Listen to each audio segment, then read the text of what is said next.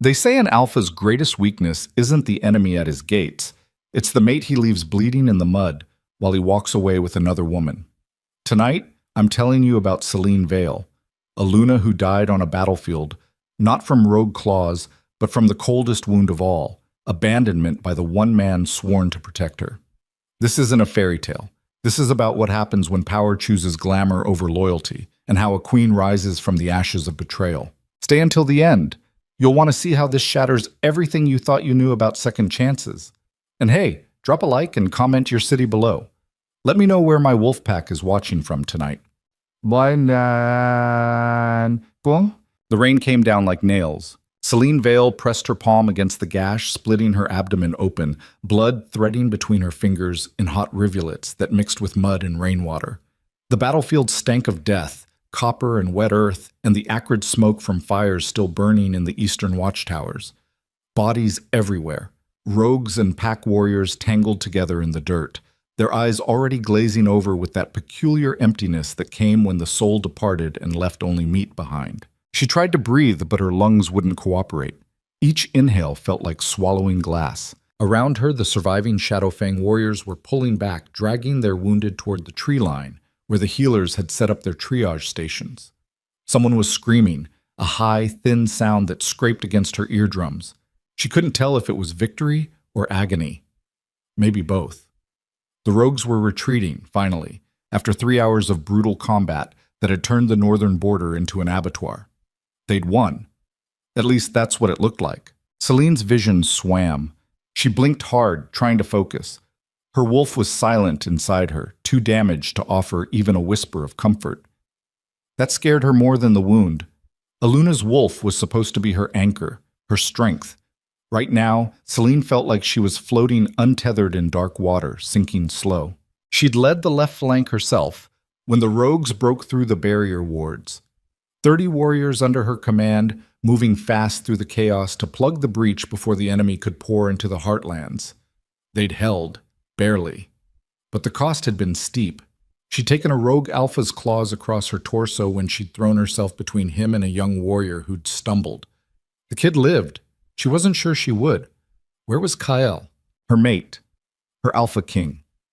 The man who was supposed to be her other half, connected by a bond that should have had him feeling every ounce of her pain right now through their link. Celine tried to reach for him mentally, sending out a desperate thread of consciousness through the bond they shared. Nothing. Just static and cold emptiness, like shouting into a void. She turned her head, mud squelching under her cheek. Through the rain and smoke, she could make out the command tent about 50 yards away, the black and silver banners of House Draven hanging limp and sodden. That's where he'd be, coordinating the defense, directing the warriors, doing what an Alpha King did during battle. But then, why couldn't she feel him? Footsteps splashed toward her. Celine's heart lurched with relief until she saw who it was. Not Kael, but Marcus, the pack's beta. His face was streaked with blood and soot, his armor dented, but his eyes held something worse than exhaustion when he looked down at her. Pity. Marcus, she tried to say, but it came out as a wet cough. Blood on her lips now, the taste of iron coating her tongue. Marcus dropped to his knees beside her, hands hovering over her wound like he was afraid to touch it. Luna, gods, we need to get you to the healers. Where is he? The words scraped out of her throat. Where's Kael?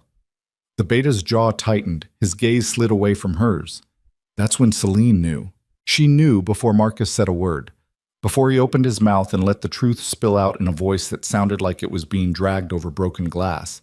She knew in that animal way prey knows when the predator has already chosen someone else to chase. He left, Marcus said quietly. About 20 minutes ago. Celine's mind went blank. Left? There was an attack at the southern border, Marcus continued, the words coming faster now like he needed to get them out before they poisoned him. A smaller one. Lyra Ashwin was there with her unit and they got hit hard.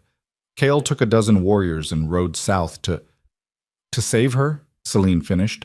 Her voice sounded strange, distant, like it belonged to someone else. Marcus didn't answer. He didn't need to. Lyra Ashwin. Of course it was Lyra Ashwin. The name sat in Celine's chest like a stone. Kael's former lover. The woman who'd held his heart before fate had cruelly intervened and made Celine his mate instead. Lyra was everything Celine wasn't. A warrior born and bred, with a wolf as fierce as winter storms, and beauty that turned heads in every room she entered.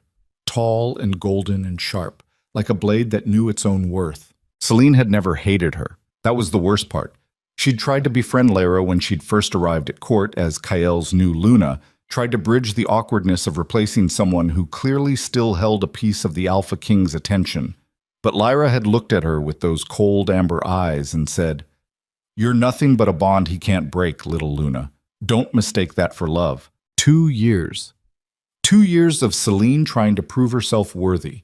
2 years of Kael keeping her at arm's length, polite but distant, performing his duties as a mate but never giving her the warmth she craved. 2 years of watching him light up whenever Lyra entered a room, his whole body angling toward her like a flower tracking the sun. And now this. Now when Celine lay dying in the mud, her blood painting the ground red, Kael had chosen to ride away, had chosen Lyra over his own mate. The bond should have compelled him to come to her, should have made it physically painful to leave while she suffered. But Kael Draven was an Alpha King, and Alpha Kings had wills strong enough to override even the most sacred of magical ties when they wanted to badly enough. He wanted Lyra more than he wanted to save his dying mate. "I need you to listen to me," Marcus said urgently. He'd stripped off his cloak and was pressing it against her wound, trying to staunch the bleeding. The pressure made Celine gasp. "You're going to survive this. Do you hear me? You're strong. You've always been strong." "I'm weak," Celine whispered. She could feel it now, the truth settling into her bones. "That's what he thinks. That I'm too weak to be his queen. That's not—" "It is." Her laugh came out broken. "Look at me, Marcus. I'm no warrior. I'm just a girl from a minor pack who got lucky with a bond. Or unlucky, depending on how you look at it." She closed her eyes. The rain felt almost warm now against her skin. That was bad. That meant she was going into shock, her body starting to shut down. Through the roar of blood in her ears, she heard Marcus shouting for a healer, his voice cracking with desperation. But the healers were overwhelmed, triaging dozens of warriors who'd been injured in the battle. How long would it take for one of them to reach her? 10 minutes? 20? She didn't have 20 minutes. Celine's thoughts drifted, untethered. She thought about the first time she'd met Kael, 3 years ago at the annual summit of packs. She'd been nobody then, just the daughter of a minor alpha from the Western Territories, invited out of courtesy more than respect. And then their eyes had met across the Great Hall, and the bond had snapped into place with the force of a thunderclap, undeniable and absolute. She'd thought it was fate, thought maybe the moon goddess had finally given her a purpose, a place where she belonged. Kael had looked at her like she'd just ruined his life. Later, after the shock had worn off and the political implications had been discussed at length by advisors and pack elders, he'd pulled her aside. His voice had been carefully neutral when he said, "I won't reject you. That would weaken both our packs. But don't expect this to be a love match, Celine. I had plans. I had someone. And now I have you instead." She should have run then, should have rejected him first and spared herself the slow torture of loving someone who wished she didn't exist. But she'd been young and stupid and convinced she could make him love her if she just tried hard enough. If she was good enough, kind enough, useful enough. If she could prove that a Luna didn't have to be a warrior to have value. Now she was dying alone in the mud while he rode off to save another woman, and she finally understood. You couldn't make someone choose you. You could only accept that they never would. "Luna!" A new voice, high and frightened. Celine forced her eyes open to see a young healer, barely more than a girl, really, sliding to her knees in the mud beside Marcus. The healer's hands were already glowing with soft green light, the healing magic of their kind. But when those glowing hands touched Celine's wound, the girl's face went pale. "This is bad," the healer breathed. She looked up at Marcus with wide, terrified eyes. "Beta, this is really bad. The damage is too deep. I can't reach it all. She needs a full healing circle, multiple healers working together, and even then get them," Marcus snarled. "They're all occupied with critical cases." "She is a critical case. She's your Luna." The healer flinched. I know, I'm sorry." She turned back to Celine, pressing both palms flat against her abdomen. The green light intensified, warmth flooding through Celine's body as the magic worked to knit flesh and seal blood vessels. But it wasn't enough. Even Celine could tell that. The pain was still there, sharp and insistent, and her breathing was getting shallower by the second. "You're going to be okay," the young healer whispered, though her voice shook. "You're going to be fine, Luna. Just hold on." Celine wanted to tell her it was all right, that she'd done her best, that some wounds couldn't be healed with magic. But before she could speak, the darkness rose up and swallowed her whole. When Celine woke, she thought she was dead. The afterlife looked a lot like the healing tent, apparently. Canvas ceiling overhead, the smell of herbs and antiseptic, low voices murmuring nearby. She tried to move and immediately regretted it as pain lanced through her entire torso. Not dead then, just extremely damaged. "Easy," a voice said to her left. A woman's voice, older, with the kind of authority that came from years of telling people what to do. "You've been unconscious for 8 hours. Don't try to sit up yet." Celine turned her head slowly. The woman sitting beside her cot was Chief Healer Mira, the most senior medical practitioner in the Shadowfang pack. Her gray hair was pulled back in a severe bun, her face lined with exhaustion. "How bad?" Celine managed to croak out. Mira's expression was carefully neutral. "You lost a lot of blood. The wound to your abdomen damaged several organs. We had to put you in a full healing circle for 3 hours straight just to stabilize you." She paused. "You should be dead, Luna. The fact that you're not is either a miracle or sheer stubbornness." Celine tried to laugh, but it came out as a cough. Probably stubbornness. The healer's lips twitched, almost a smile. "You'll need several more sessions over the next few days, complete bed rest for at least a week, maybe 2. And no shifting. Your wolf is too depleted right now. Trying to change forms would kill you." "Understood." Celine closed her eyes briefly. When she opened them again, she asked the question that had been burning in her chest since she woke. "Has the Alpha King returned?" The temperature in the tent seemed to drop. Mira stood abruptly, busying herself with arranging medical supplies on a nearby table. "He's still in the south," she said without looking at Celine, "dealing with the aftermath of the attack there." "How long ago did that attack end?" The healer's shoulders tensed. "This morning, around dawn." Celine glanced toward the tent opening. Sunlight streamed through, bright and cheerful, completely at odds with the cold spreading through her chest. "So it's afternoon now?" "Yes. And he hasn't come back to check on his mate who nearly died in battle?" Silence. Then Mira turned, and the look on her face was something Celine had never seen from the usually stoic healer. It was anger, hot and fierce and barely contained. "That male," Mira said quietly, "is a fool." She moved back to Celine's bedside and sat down heavily. When she spoke again, her voice was low enough that only Celine could hear. "I've been chief healer of this pack for 30 years. I served Kyle's father before him, and his grandfather before that.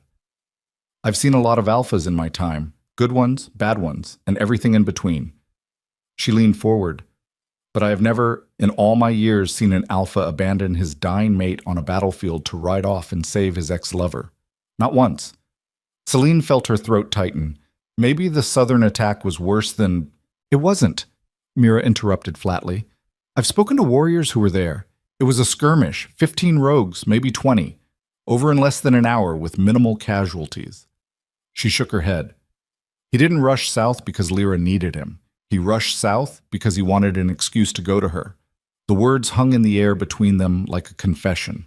Celine wanted to defend Kyle, wanted to say that surely he wouldn't be so cruel, so calculating. But she couldn't make her mouth form the lies. Because deep down, she knew Mira was right.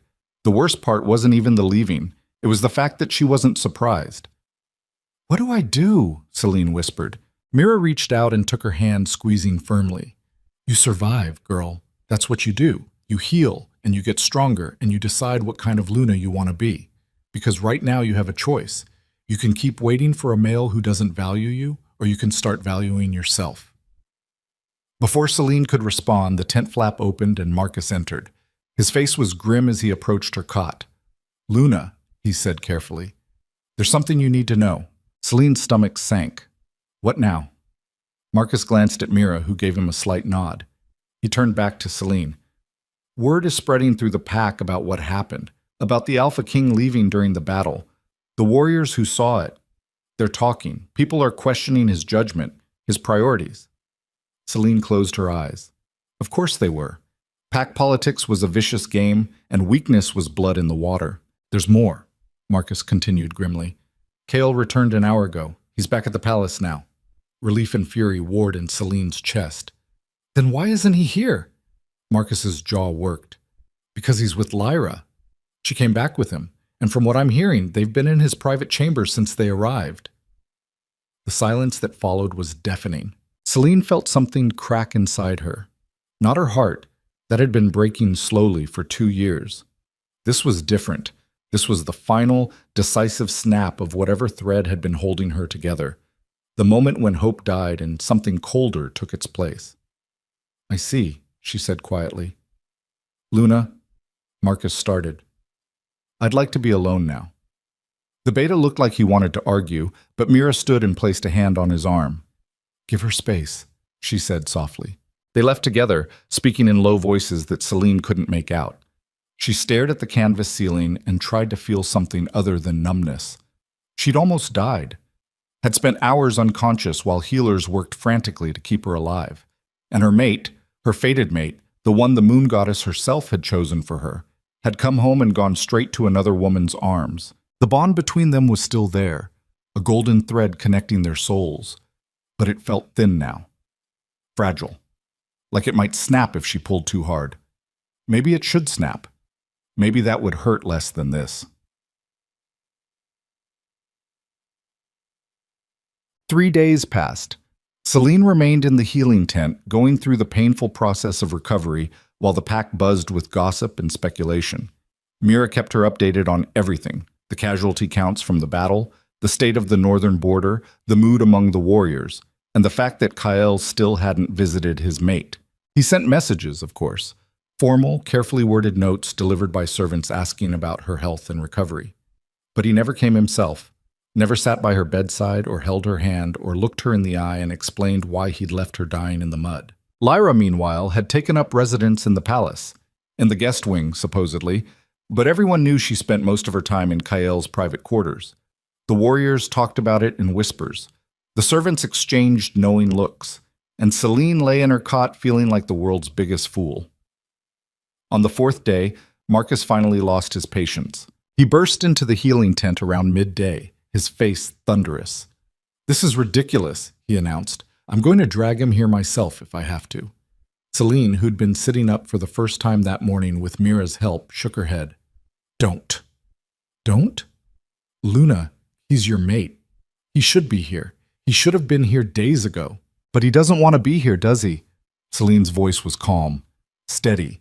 She'd had 4 days to process her anger, and it had crystallized into something cold and hard in her chest. "And I'm done begging for scraps of his attention." Marcus stared at her. "Then what are you going to do?" "I don't know yet." She looked down at her hands, still pale from blood loss, but steady now.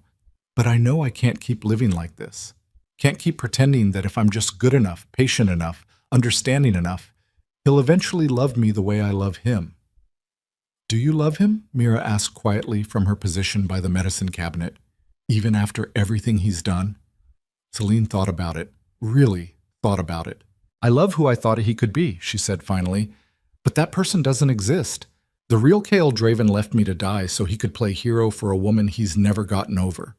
She met Marcus's eyes. "That's not love. That's not even respect. So no, I don't think I love him anymore.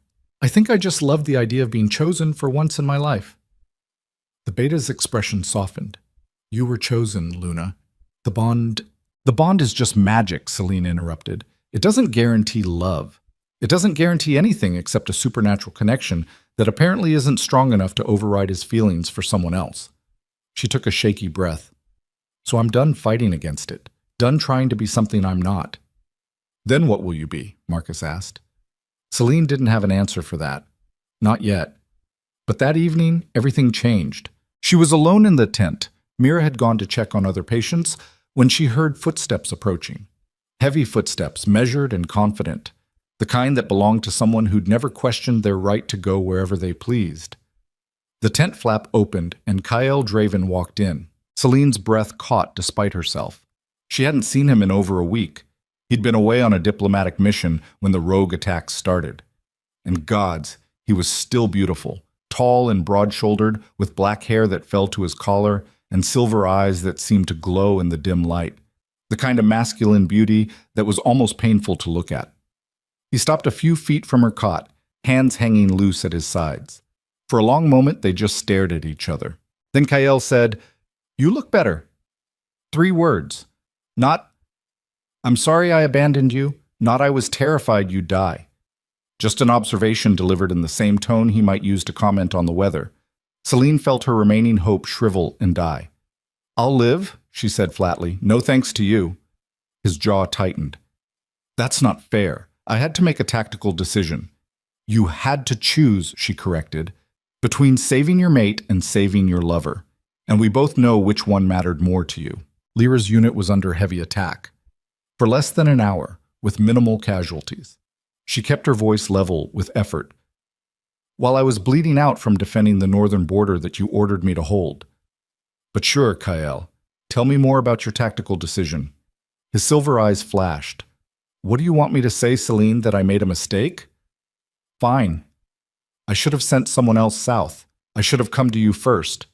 Is that what you need to hear?" "What I need," she said quietly, "is a mate who doesn't have to be told that his dying wife takes priority over his ex-girlfriend. What I need is a partner who actually wants me instead of resenting me for existing." She met his gaze steadily. "But we both know that's not what I have." Kale's face went carefully blank, that shuttered expression he wore when he was trying to hide what he was really feeling. "If you're asking me to cut Lyra out of my life, I'm not asking you for anything anymore." The words came out exhausted. "Empty. I'm done asking." "Then what is this?" His voice rose slightly. "Are you threatening to leave? To break the bond? Can I?" She tilted her head. "Can either of us actually break a mate bond?" "I don't think so. We're stuck with each other, Kyle.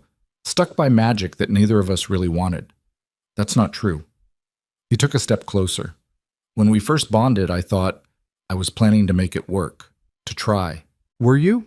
Or were you just doing damage control?" She watched his face carefully.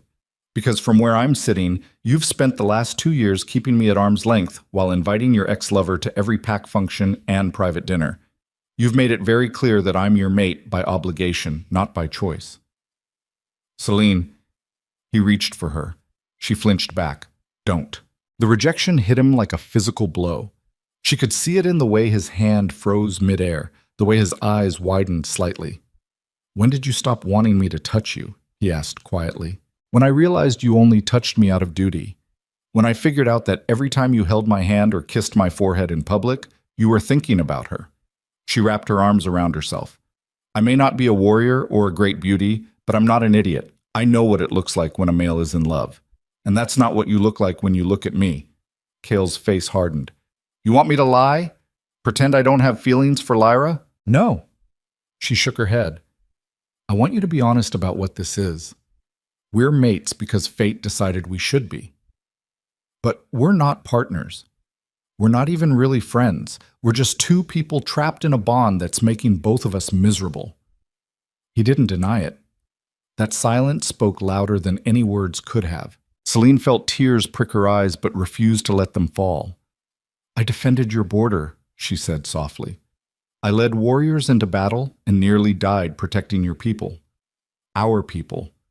And you left me bleeding in the mud to go save a woman who isn't even your mate." She swallowed hard.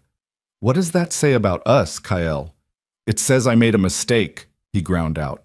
"It says you made a choice, and that choice told me everything I needed to know about where I stand in your life." She looked away. "So do what you want. Keep Lyra close, bring her to live in the palace officially, make her your mistress if that's what you need. But stop pretending you want me for anything other than political stability." When she looked back at him, his expression was cold, distant. "If that's how you see things," he said quietly, "then maybe you're right. Maybe we're both just stuck." He turned and walked out without another word. Celine sat very still in the silence that followed, her hands clenched in her lap. She'd wanted honesty, and she'd gotten it. The brutal, ugly truth that she'd been avoiding for 2 years. Kyle Draven didn't love her, would never love her, and she was done breaking her heart trying to change that. Word spread through the pack like wildfire. The Alpha King and Luna had fought, badly enough that he'd walked away instead of staying to comfort his still recovering mate. The gossip was relentless. Celine heard it from the servants who brought her meals, saw it in the pitying looks from the younger healers. Everyone had an opinion about what it meant, what would happen next. Some said Kyle would formally take Lyra as his mistress. Others whispered that Celine should challenge Lyra to ritual combat for the Alpha's affections. A few brave souls suggested maybe Celine should just leave. Mira shooed them all away with the ferocity of a mother bear protecting her cub, but even she couldn't stop the speculation entirely. On her 7th day in the healing tent, Celine was finally cleared to return to her chambers in the palace. Marcus came to escort her personally, bringing a carriage since she still couldn't walk long distances without getting winded. The palace looked the same as always, massive stone walls, gleaming windows, guards posted at regular intervals. But it felt different now, like a cage instead of a home. Marcus helped her down from the carriage and into the main entrance. As they crossed the great hall, Celine felt eyes on her from every direction. Warriors and servants watching her pass with expressions ranging from sympathy to curiosity to something that might have been respect. She kept her head high and her face neutral until they reached the Luna's wing. Her chambers were exactly as she'd left them, elegant and comfortable and completely impersonal. She'd never really made this space her own in 2 years of living here, had always felt like a guest rather than the lady of the house. Marcus lingered in the doorway. "If you need anything..." "I know. Thank you, Marcus." He hesitated. "Luna, for what it's worth, I think the pack is starting to see you differently. The way you fought in that battle, the way you've handled the aftermath. People are noticing." "Noticing what?" "That you're stronger than anyone gave you credit for, including the Alpha King." He gave her a small bow. "Get some rest." After he left, Celine sank onto the couch and let herself feel everything she'd been holding back. The exhaustion, the heartbreak, the bitter disappointment of realizing she'd wasted 2 years of her life on a man who would never choose her. She should have been crying, should have been destroyed. Instead, she felt nothing. Just a hollow numbness where her heart used to be. A knock at the door interrupted her thoughts. "Come in," she called. A servant girl entered with a tray of food. As she set it down, she wouldn't quite meet Celine's eyes. "Is there something else?" Celine asked. The girl bit her lip. "I'm not supposed to tell you this, Luna, but I thought you should know." "Know what?" "The Alpha King is hosting a private dinner tonight in his personal dining room." She paused. "Lady Lyra is the only guest." "Of course she was." Celine nodded slowly. "Thank you for telling me."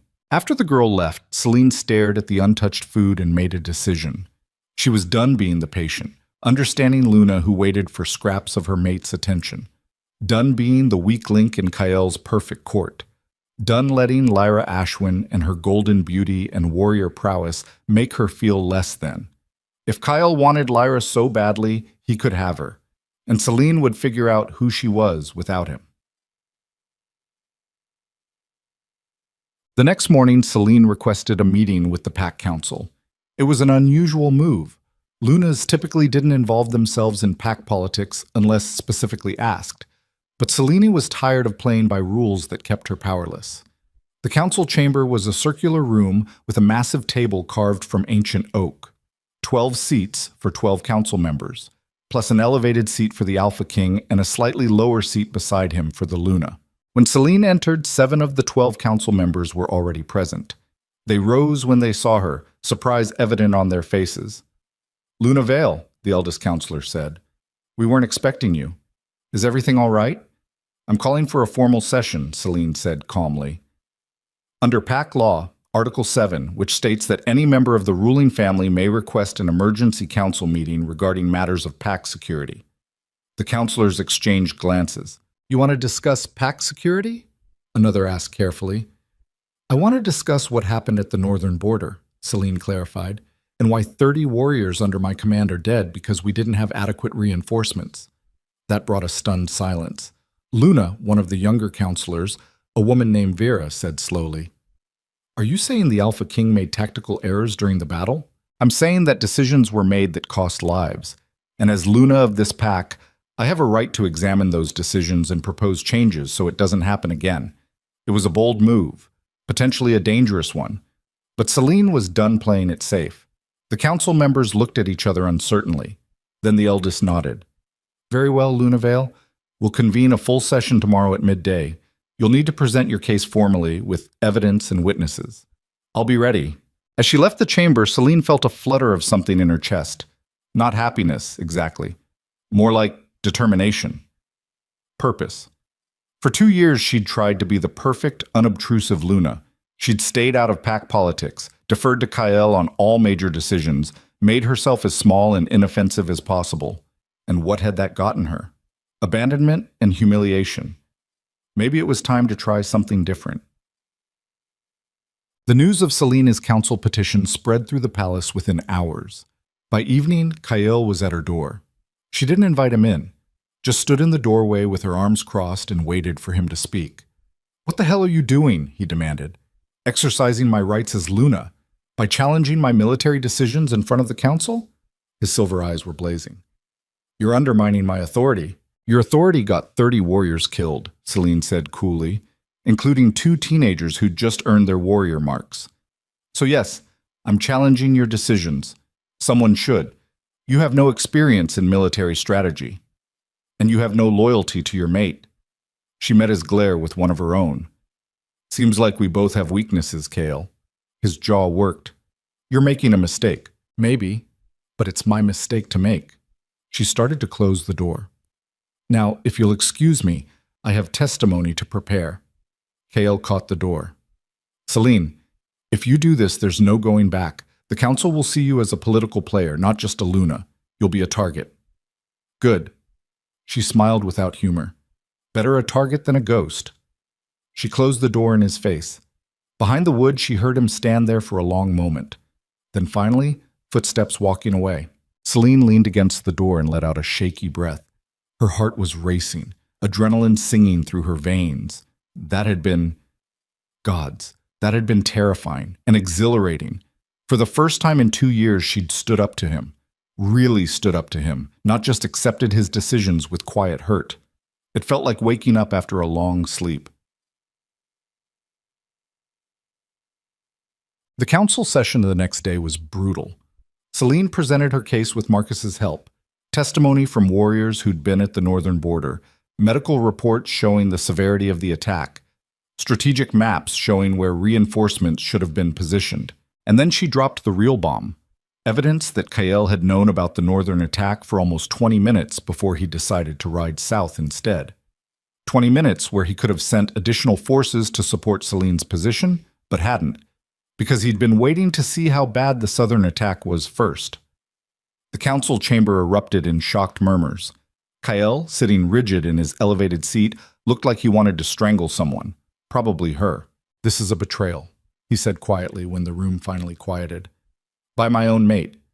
"This is accountability," Celine corrected. She stood at the center of the chamber, still weak from her injuries but refusing to show it. "I'm not questioning your ability to lead, Alpha King. I'm questioning one specific decision that costs lives, including nearly mine." Several council members nodded. Vera, the younger counselor, actually spoke up in Celine's defense. "The Luna has a point," she said carefully. "The tactical reports do show that the northern border was under heavier assault than the southern one. Perhaps a different deployment of forces would have been more effective." "Are you all forgetting who leads this pack?" Kael's voice was dangerously soft. "I am the Alpha King. My decisions aren't subject to committee review every time someone disagrees with them. They are when those decisions violate basic pack defense protocols," the eldest counselor said. He looked at Kael with something like disappointment. "We're not questioning your authority, Majesty, but the Luna has raised valid concerns that deserve examination." The vote, when it came, was 7-5 in Celine's favor. The council agreed to establish a new protocol requiring multiple backup plans for any large-scale battle, with automatic reinforcement deployment if the Alpha King was incapacitated or unavailable. It was a small victory. But it was a victory. When the session ended, Kael left without a word. Celine watched him go and felt nothing. No triumph, no satisfaction, just a hollow awareness that she'd just made an enemy of her own mate. But maybe they'd been enemies all along. Maybe she'd just been too hopeful to see it. Marcus approached her as the chamber emptied. "That was brave," he said quietly. "Stupid, but brave." Celine managed a weak smile. "Story of my life. What happens now?" "Now we see if Kael forgives me or declares me a traitor." She turned to face the beta. "What do you think?" Marcus's expression was grim. "I think you just became a player in a very dangerous game, Luna. And I think there are people in this palace who are not going to be happy about that." "Meaning Lyra?" "Meaning everyone who benefits from keeping you small and powerless." He looked at her seriously. "Watch your back. The court is full of vipers and you just painted a target on yourself." As they left the council chamber together, Celine caught sight of a familiar figure at the end of the corridor. Lyra Ashwin, leaning against the wall with her arms crossed and a small smile on her beautiful face. Their eyes met, and Lyra's smile widened into something sharp and predatory. Celine felt a chill run down her spine. This wasn't over, not by a long shot. In fact, she had the terrible feeling it was just beginning. That night, alone in her chambers, Celine stood at the window and looked out over the packlands. Lights twinkled in the distance, homes and guard posts and taverns where warriors gathered to drink and trade stories.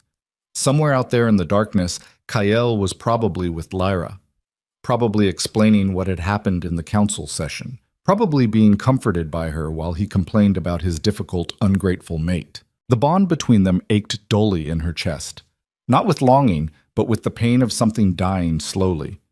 Celine pressed her palm against the glass and made herself a promise. She would survive this.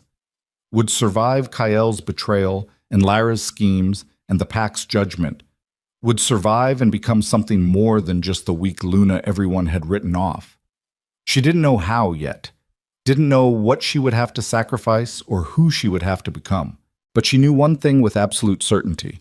She was done being abandoned. Done being left behind while others decided her worth. From now on, Celine Vale would write her own story, even if that meant burning the old one to ashes first.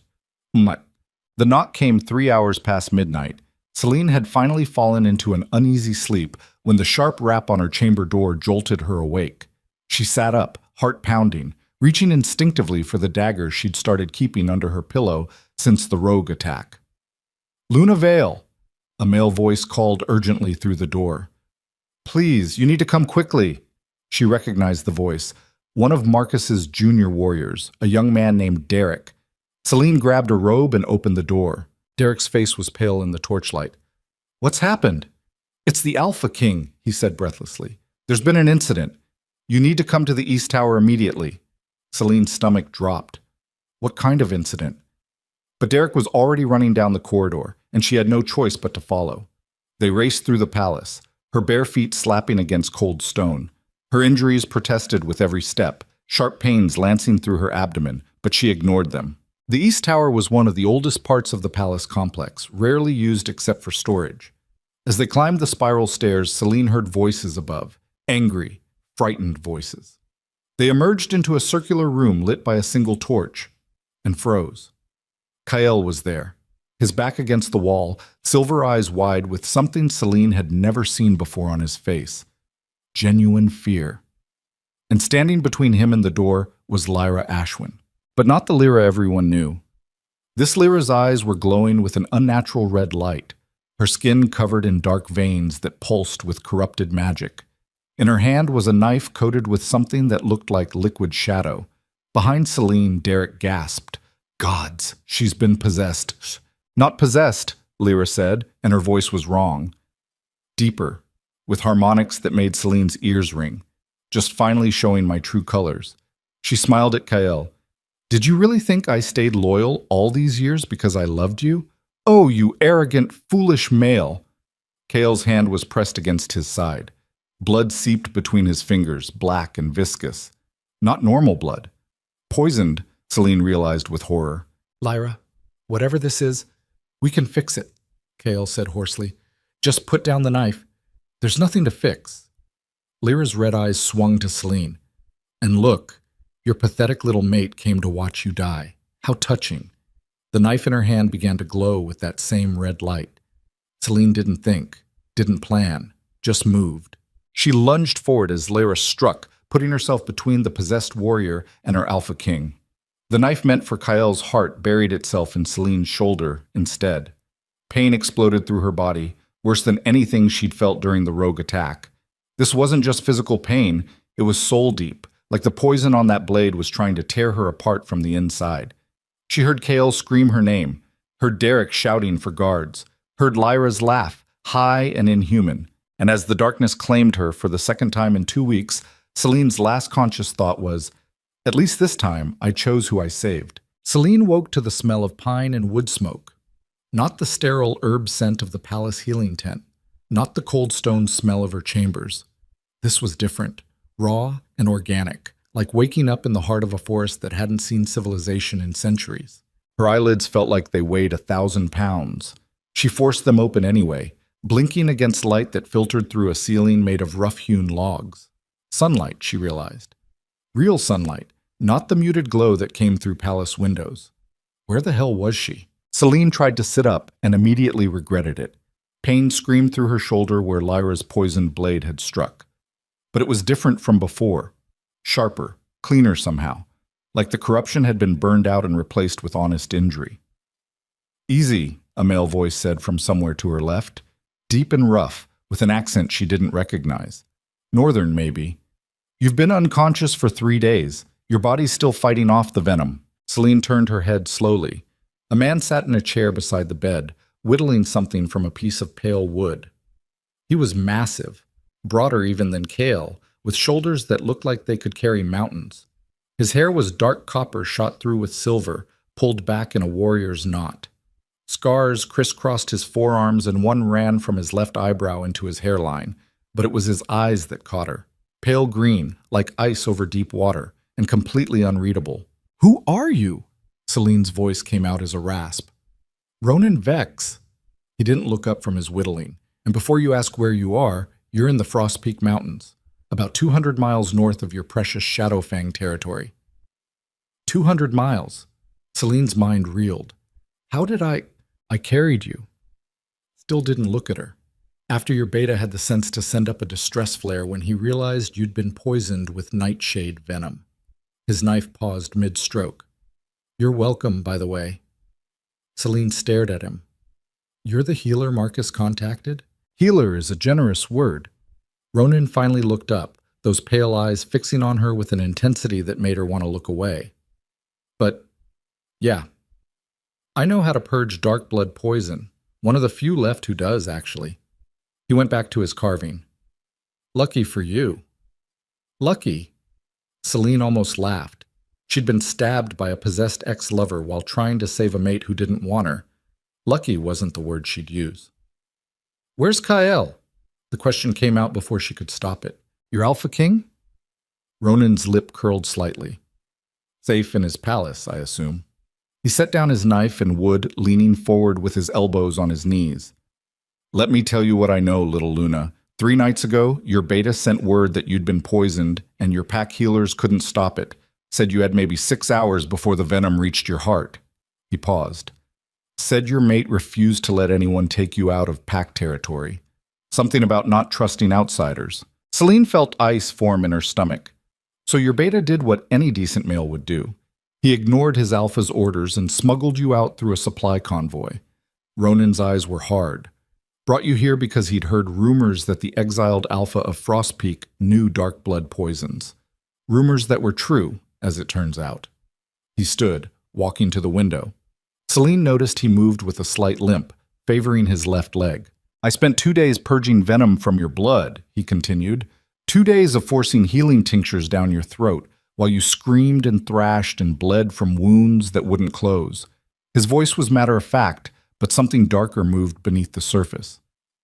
"You died twice. I brought you back both times." "Why?" The word came out as a whisper. "You don't know me." Ronan turned to face her, and for the first time she saw something flicker in those frozen eyes. Something that might have been old pain.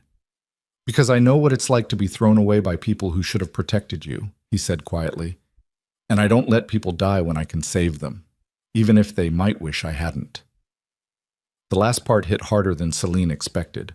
She looked down at her hands, pale and scarred now with the silvery marks that dark blood venom left behind. Her shoulder throbbed with each heartbeat. Her wolf was silent, not gone, but exhausted beyond measure. "What happened after?" she asked. "After Marcus brought me here." Ronan walked back to his chair and sat, picking up his whittling again. "That's an interesting question, because according to the runners who passed through here, there's a lot of confusion about what happened that night in the East Tower. Meaning? Meaning your mate is claiming the attack was a rogue infiltration, that Lyra Ashwin was possessed against her will by dark blood magic and is now being held in isolation for her own safety." He paused, letting that sink in. No mention of conspiracy, no suggestion that she might have been working against the pack intentionally. Just a tragic accident that wounded the Luna and traumatized the Alpha's former lover. Celine closed her eyes. Of course. Kyle was protecting Lyra even now. "Your beta doesn't believe it," Ronan continued. "Neither do several of your council members, from what I hear. But the Alpha King isn't allowing anyone to question Lyra or investigate further, says it would be cruel to interrogate a victim of possession." "Convenient," Celine muttered. "Isn't it?" Ronan's knife moved in steady, practiced strokes. "He's also declared you're recovering under heavy guard in a secure location. Told the pack you needed complete isolation to heal. No visitors, no contact. So no one knows I'm here. No one except your beta and the two warriors he trusted enough to help smuggle you out." Ronan glanced at her. "You're officially a state secret, little Luna. Hidden away where you can't ask uncomfortable questions about what really happened that night." The implication settled over Celine like a shroud. Kyle wasn't just protecting Lyra, he was protecting himself. From scrutiny, from scandal, from having to explain why his former lover had tried to murder him and his mate had nearly died saving him. Better to bury it all. Better to keep Celine hidden until she was well enough to play her part again as the obedient Luna who caused no trouble. Something cold and hard crystallized in Celine's chest. "How long?" she asked. Ronan looked up. "How long what? How long until I'm strong enough to travel?" His eyes narrowed. "Depends where you're planning to go." "Anywhere but back to Shadowfang." The silence that followed was heavy. Ronan studied her face for a long moment, and Celine had the unsettling feeling he was seeing straight through to her bones. "You understand what you're saying?" he asked finally. "If you run, he'll hunt you. Mate bonds don't let alphas just shrug off their mates disappearing. Let him hunt." Celine met his gaze steadily. "I'm done being a trophy he keeps on a shelf while he builds a life with someone else." "Even if running means war? Because that's what it'll look like to other packs. A Luna abandoning her mate during a crisis. It'll be seen as weakness, disloyalty. It'll be seen as the truth," Celine said. "That Kyle Draven doesn't value his mate enough to protect her. That he'd rather hide her away than deal with the consequences of his own choices." Ronan was quiet for a moment.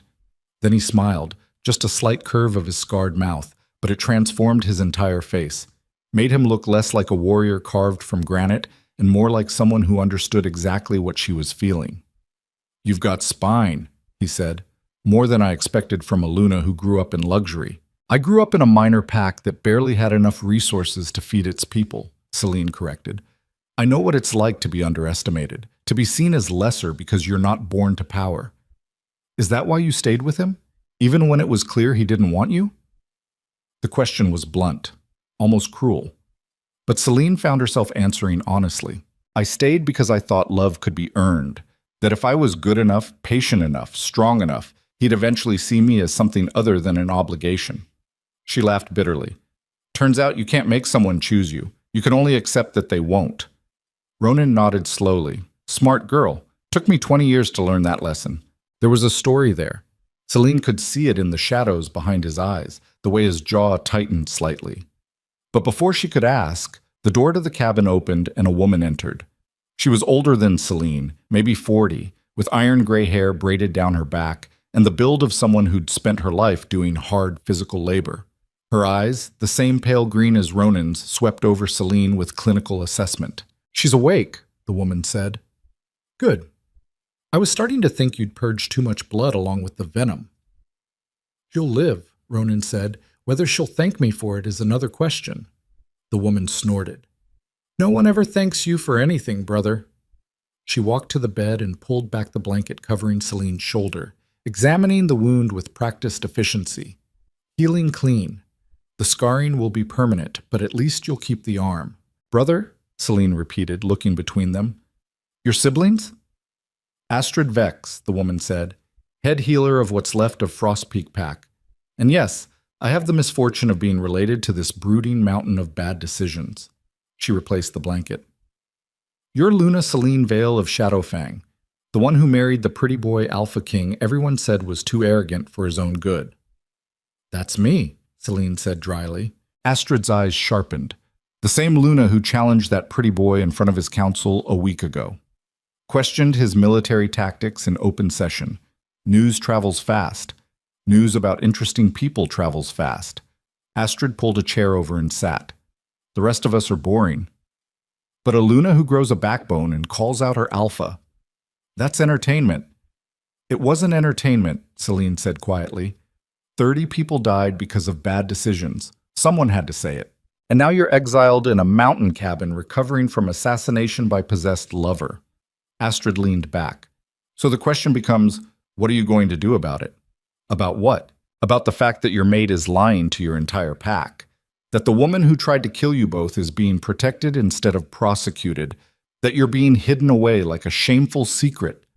Astrid's voice was level, but her eyes were fierce. You can go back and play the obedient Luna again. Let him control the narrative, tell you what to say, keep you in a box where you can't cause trouble. Or you can do something else. Like what? Celine asked. Like find out the truth, Ronan said from his position by the window. About Lyra. About what really happened that night. About how deep the rotten Shadowfang actually goes. Celine looked between them. Why do you care? This isn't your fight. Brother and sister exchanged a glance. Then Astrid spoke. 12 years ago, our pack was destroyed. Not by rogues or natural disaster or bad luck. She paused. By betrayal from within. By someone we trusted who turned out to be working for enemies we didn't know we had. Her voice went hard. We lost everything. Our territory, our people, our standing among the packs. Ronan and I survived along with maybe 40 others. The rest were slaughtered. Celine felt her throat tighten. I'm sorry. Don't be sorry. Be smart. Astrid leaned forward. Because what you described, the possessed wolf, the dark blood poison, the convenient cover-up, that all sounds familiar. Too familiar. And if what happened to Frostpeak is happening to Shadowfang, you need to know before it's too late to stop it. You think Lyra's working for someone, Celine said slowly. I think Lyra got infected with dark blood magic somehow, and that kind of infection doesn't happen by accident. Ronan turned from the window. Someone had to give it to her, someone had to teach her how to use it, and someone had to have a reason for wanting both you and your mate dead. But she didn't kill us, Celine pointed out. She had the chance, and she didn't take it. Because maybe dead wasn't the goal. Ronan's eyes were cold. Maybe the goal was chaos. Weakening your pack from the inside. Making you and Kale look incompetent. Destroying trust between mates and between leaders and their people. He crossed his arms. That's how they took down Frostpeak. Not through direct assault, but by turning us against each other until we tore ourselves apart. The implications made Celine's head spin. If Ronan and Astrid were right, if Lyra was part of some larger conspiracy, then Shadowfang was in more danger than anyone realized. And Kale, by hiding the truth, was making it worse. I need to go back, Celine said. I need to warn... You need to heal, Astrid interrupted firmly. And you need proof. Going back now with nothing but theories will accomplish exactly nothing except maybe getting you killed for real this time. Then help me find proof. We can do that, Ronan said, but it'll take time. Weeks, maybe months of digging into Lyra's background, tracking her movements, finding out who she's been in contact with. He looked at Celine seriously. And it'll mean staying dead. Staying dead? Letting your pack think you're still isolated and recovering. No contact, no messages. Nothing that might alert whoever's behind this that you're asking questions. Ronan's expression was grim. It'll mean abandoning your mate bond for a while. Letting Kyle think he's won. Can you do that? Celine thought about it. Thought about the bond that connected her to Kyle. that golden thread that even now pulled at her chest. Thought about 2 years of trying to be enough for someone who would never choose her. Thought about waking up after nearly dying, twice, and realizing that Kyle had used both incidents to make himself look better rather than addressing the real problems. "Yes," she said, "I can do that." "Good." Astrid stood. "Then let's start with the basics. What do you know about Lyra Ashwin before she came to Shadowfang?" "Not much," Celine admitted. "She arrived about 5 years ago from the Eastern Territories, rose through the warrior ranks fast, became Kyle's lover around the time his father died, and he became Alpha King. And your mate never questioned how a nobody from a minor Eastern pack became one of his best warriors in less than 2 years?" Ronan's voice was skeptical. Kyle said she was a natural fighter, that she had instincts most warriors spent decades developing, or she had training most warriors never get access to, Astrid said darkly, the kind of training that comes from very specific places, very dangerous places. She moved to a rough wooden table and spread out a map. Celine recognized the geography, the territories of the major packs, marked with different colors and symbols. "There are 3 places in the known territories where someone can learn dark blood magic," Astrid said, pointing to locations on the map. "The Crimson Wastes in the far south, the Shadowmere Swamps in the east, and the Broken Peaks in the northwest. All 3 are controlled by rogue factions that have no loyalty to any legitimate pack." "You think Lyra trained at one of these places?" Celine asked. "I think it's worth finding out." Astrid looked at her. "But that means sending scouts, asking dangerous questions in dangerous places. And it means you staying here hidden and safe while we do the legwork." Celine wanted to argue, wanted to say she could help, could do something other than hide in a mountain cabin while others fought her battles. But she was weak, still recovering. Her wolf was silent and her body ached with every breath.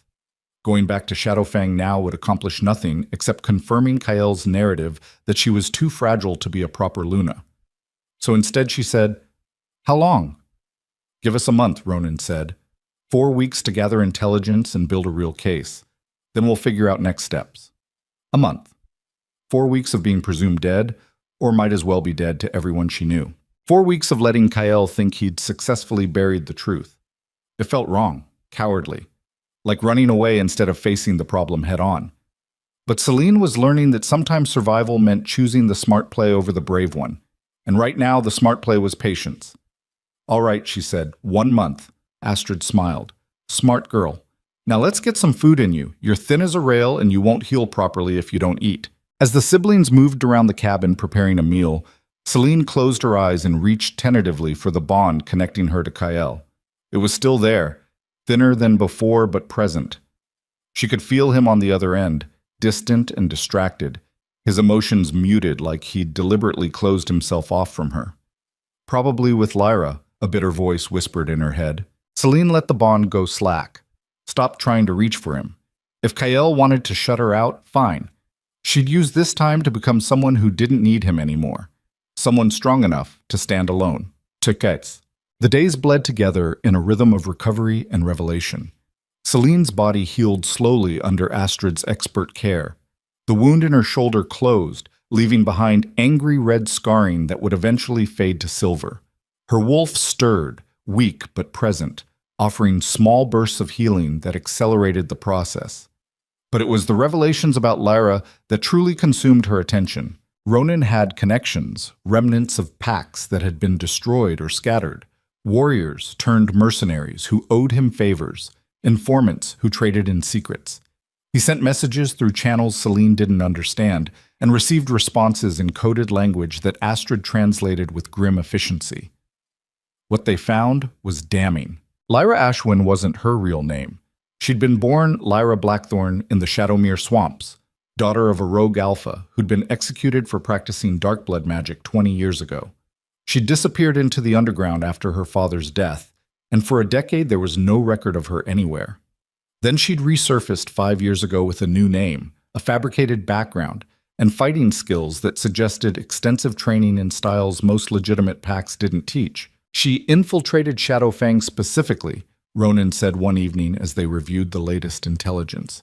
It wasn't random. She targeted your mate deliberately. But why? Celine asked. What's the endgame? That's what we don't know yet.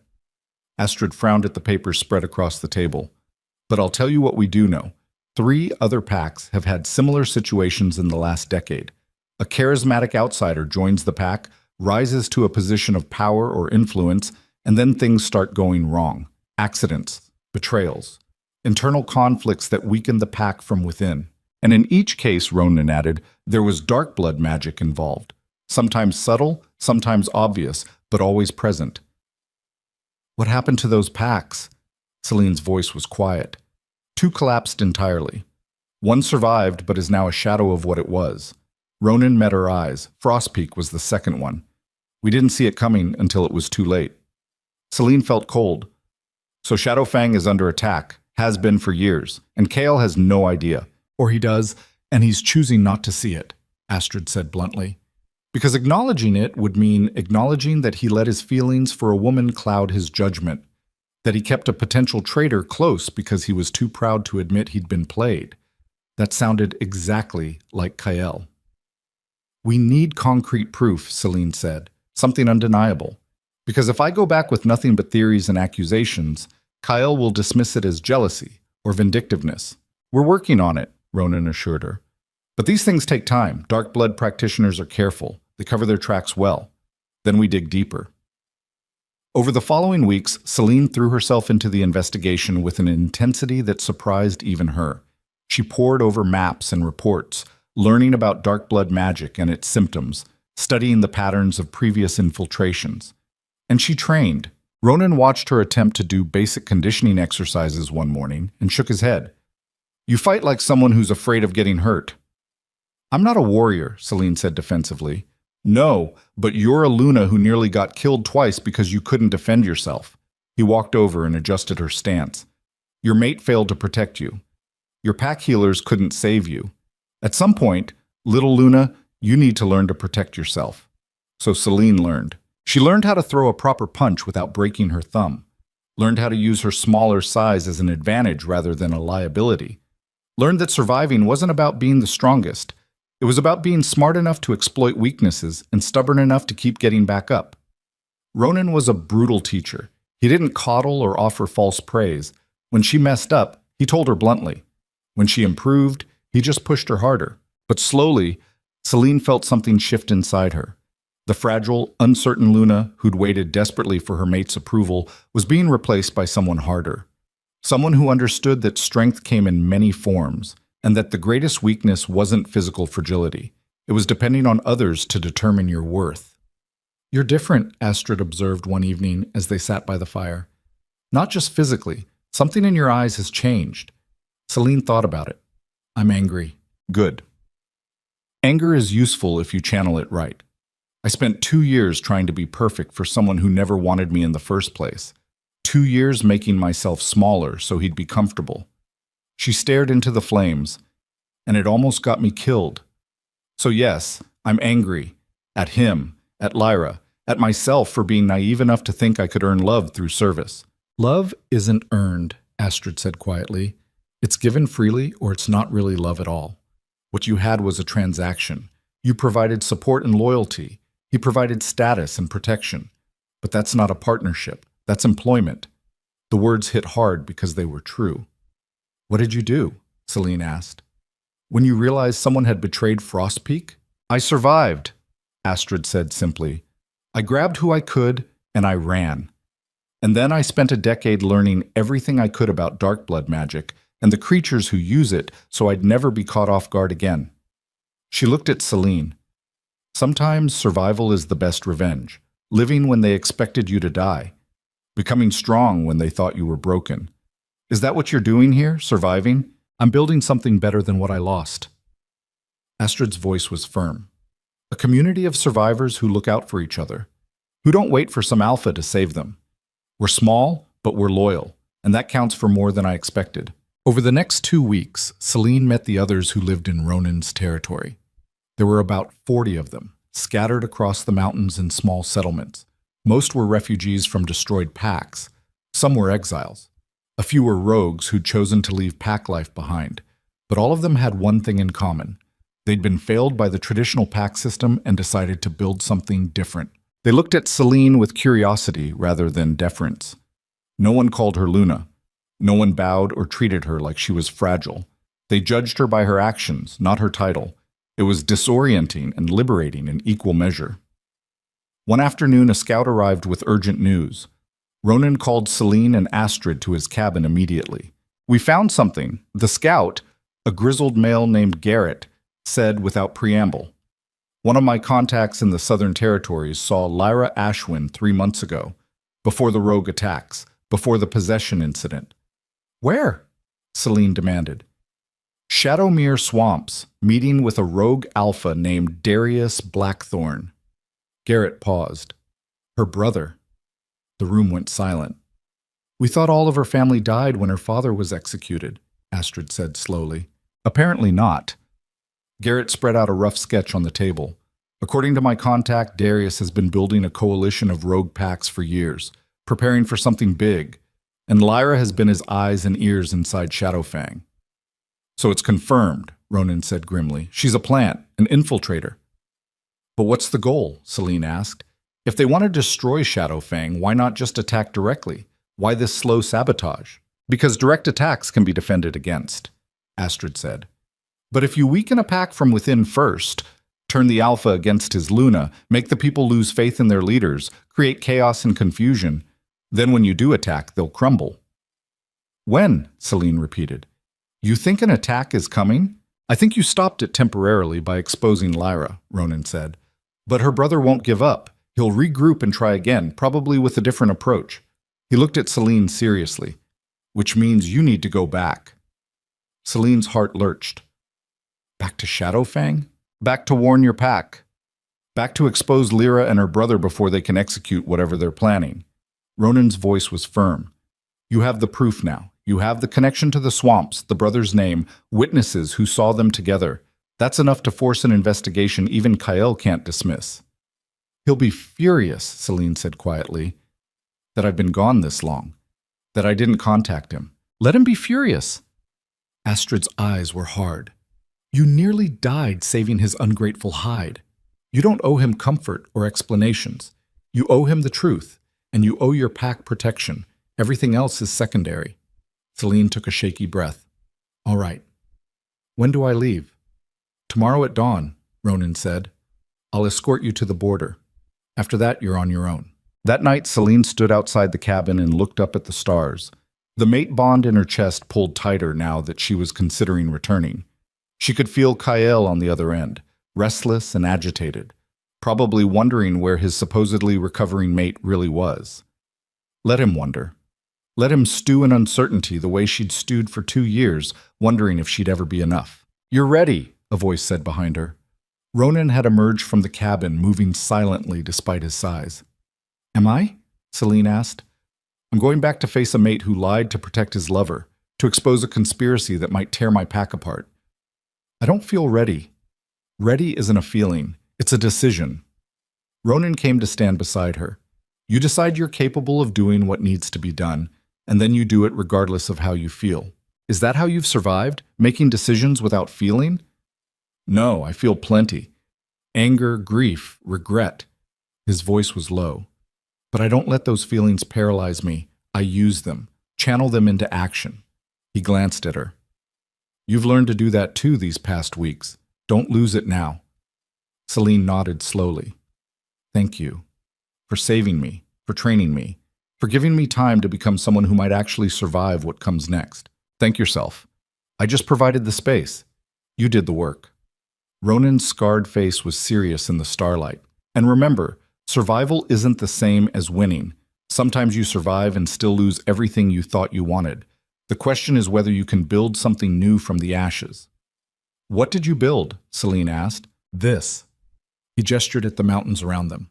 "A place where broken things can heal without being forced back into shapes that don't fit anymore. It's not what I had before. But it's mine. And it's real. And it doesn't require me to pretend I'm something I'm not." That sounded like the closest thing to peace Celine had heard in months. She thought about Shadowfang, the palace that had never felt like home, the mate who'd never chosen her, the role that had always felt like an ill-fitting costume.